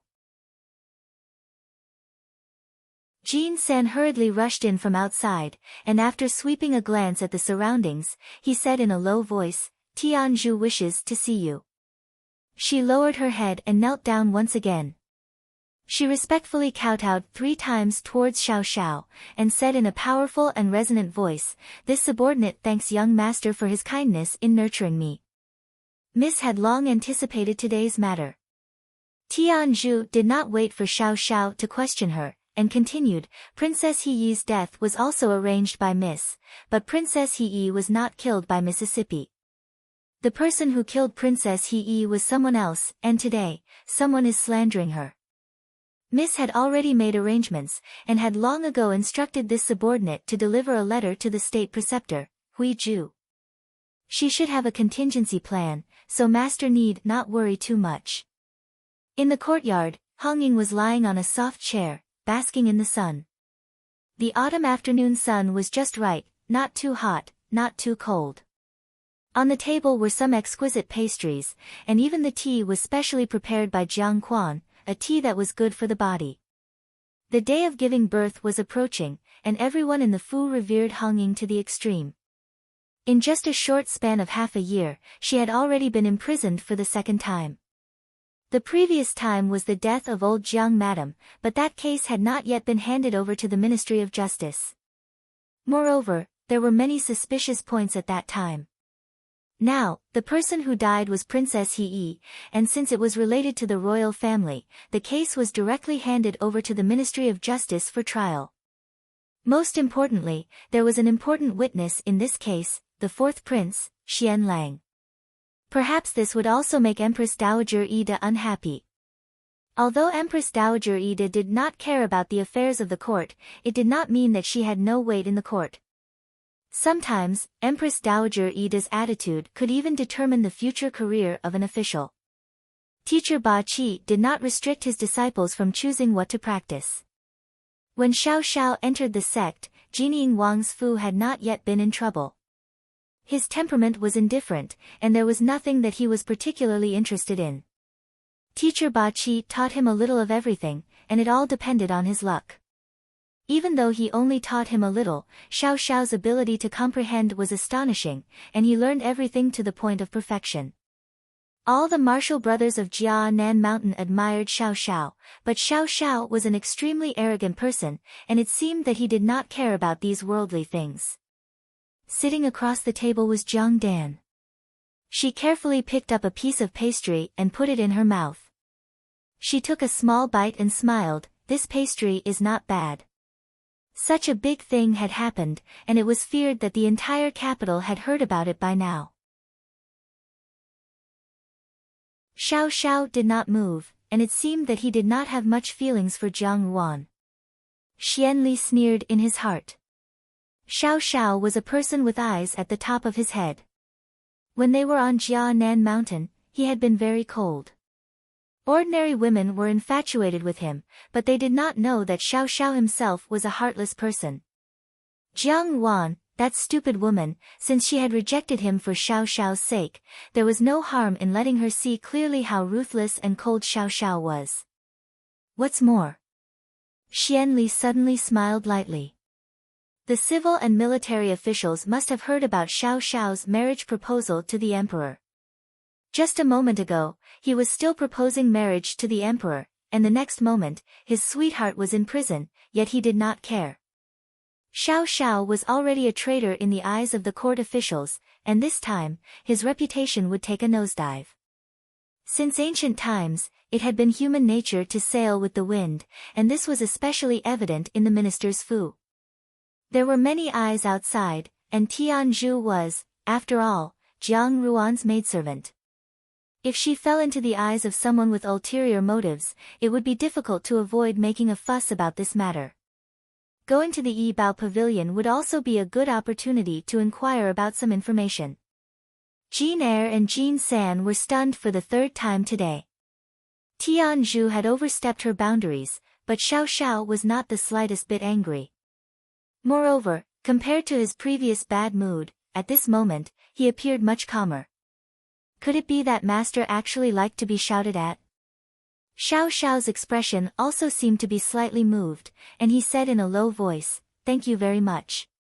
Xiao Xiao turned his horse around. "Let's go to the Ministry of Justice to take a look." He had yet to lift his whip when he heard a voice call out, "Master." Xiao Xiao glanced at her and said, "Yes." Xiao Xiao had just come out of the palace and had just mounted his horse when he saw Jean Eyre somersaulting in front of him. His usually frivolous face had a few rare traces of seriousness. "Not good, master, Miss Jiang has been arrested and sent to prison." A strange light flashed in Xiao Xiao's black eyes. He pursed his lips and lowered his eyes, not saying a word. Jean Eyre and Jean San, who were standing at the side, were shocked. They had originally thought that Jiang Wan had asked Tianzhu to bring a letter, so why did she not say anything? Did Jiang Wan not have a message for Tianzhu to send to Xiao Xiao? Naturally, the news of Jiang Wan being imprisoned had not only reached Xiao Xiao's ears, but similarly, when it reached Xian Li's ears, Xian Li's expression was even uglier than Xiao Xiao's. "Does master want to help, miss?" Tianzhu raised her head and asked. Xiao Xiao's eyes darkened. "What's the matter?" Just like that, even if she was imprisoned, she was still unwilling to marry him, and even said the word disgusting. Xian Li believed that he had never done anything wrong to Jiang Ruan. There was only one reason why Jiang Ruan was so harsh to him, and that was Xiao Xiao. Xiao Xiao looked at the person kneeling before him and raised his eyebrows. He was silent for a long time before saying, "You may rise." At that time on Jianan Mountain, Teacher Ba Qi had accepted 10 disciples. Xiao Xiao was Teacher Ba Qi's third disciple and ranked third, so he was called Third Shixiang. Xian Li was ranked 8th, so he had to address Xiao Xiao as Shixiang. Xian Li had been intelligent since he was a child. Among the emperor's sons, he was the most outstanding. At a young age, he already had an excellent reputation in the court, and the common people also supported him. He was good everywhere. He was used to being number one, but on Jianan Mountain, he had hit a brick wall. Xianli had been unwilling to submit to others since he was a child. Every day, he diligently practiced, but it could not compare to Xiao Xiao's gentle glances. Youngsters were always competitive. Moreover, Xiao Xiao always treated others coldly. Over the years, Xianli was finally dissatisfied. He did not understand that the things that he had to work so hard to obtain, Xiao Xiao had obtained them so effortlessly. She is a person of my Jining Wang Fu. I will not look on with folded arms, nor will I let her be bullied by anyone. Xiao Xiao said lightly, but his tone already carried a chill. Jin Er and Jin San opened their mouths, and Jin San helplessly closed his eyes. Although Tian Zhu had been loyal in the Genie Guard, he had a stubborn temperament. Once he had set his mind on something, he would not change. Looking at his appearance today, he was determined to make Xiao Xiao angry. Now, he was happy for a moment, but who knew what punishment he would receive in the future? Could it be that he had stayed with young madam for too long, and his courage had also become lawless? Later, when Jining Wang Fu met with misfortune, Xianli was very happy for a while. However, when Jining Wang Fu met with misfortune, Xiao Xiao was labeled as the descendant of a rebel, and the emperor seemed to think highly of him. Xiao Xiao could speak bluntly in front of the emperor, and he did not even need to guess the emperor's thoughts like he did. Xiao Xiao was in charge of 300,000 genie guards, so Xianli was somewhat afraid of him. Naturally, he did not dare to express his intentions. For so many years, the calm that he and Xiao Xiao usually maintained on the surface seemed to have been broken by Jiang Ruan in one night. Only then did Xianli discover that the resentment and jealousy in his heart towards Xiao Xiao had not changed for so many years. Method, what good method could there be? Hong Ying picked up the chopping board in front of her and leisurely took a sip before saying, "Such a big matter has happened. If we are not careful, we will implicate the Fu. Eldest Miss has committed a huge mistake this time, and your father is already extremely angry. He has discussed it with your second brother for a long time, but they have not been able to come up with a solution. Now that Xu Fei is furious in the palace, and His Majesty has also lost Princess He, Eldest Miss will not be able to escape this calamity. Even if your father were to plead for leniency, wouldn't that make things worse?" "Master, you cannot." Tian Zhu said, "Young Miss has already made up her mind on this matter.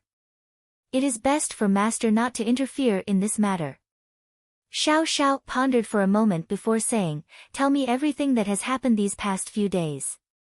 "Leoi also has the heart but is powerless." Hong Ying looked at her fingertips that had been painted with nail polish.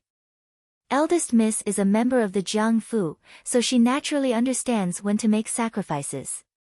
It is not possible to disregard the lives of everyone in the Fu for the sake of her alone. Young Miss did not say anything.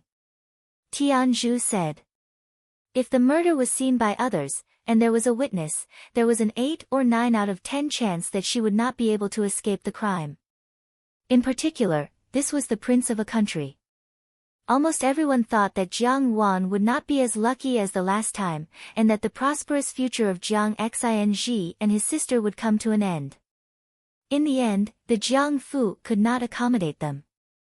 He had handed over the person that he valued to her. This was not an order from a master to a subordinate, but an exchange of equal status, a kind of trust. These days, this subordinate has been following young Mississippi. This subordinate can clearly see that young Miss is not a pampered girl who needs protection. She is stronger than any woman this subordinate has ever seen.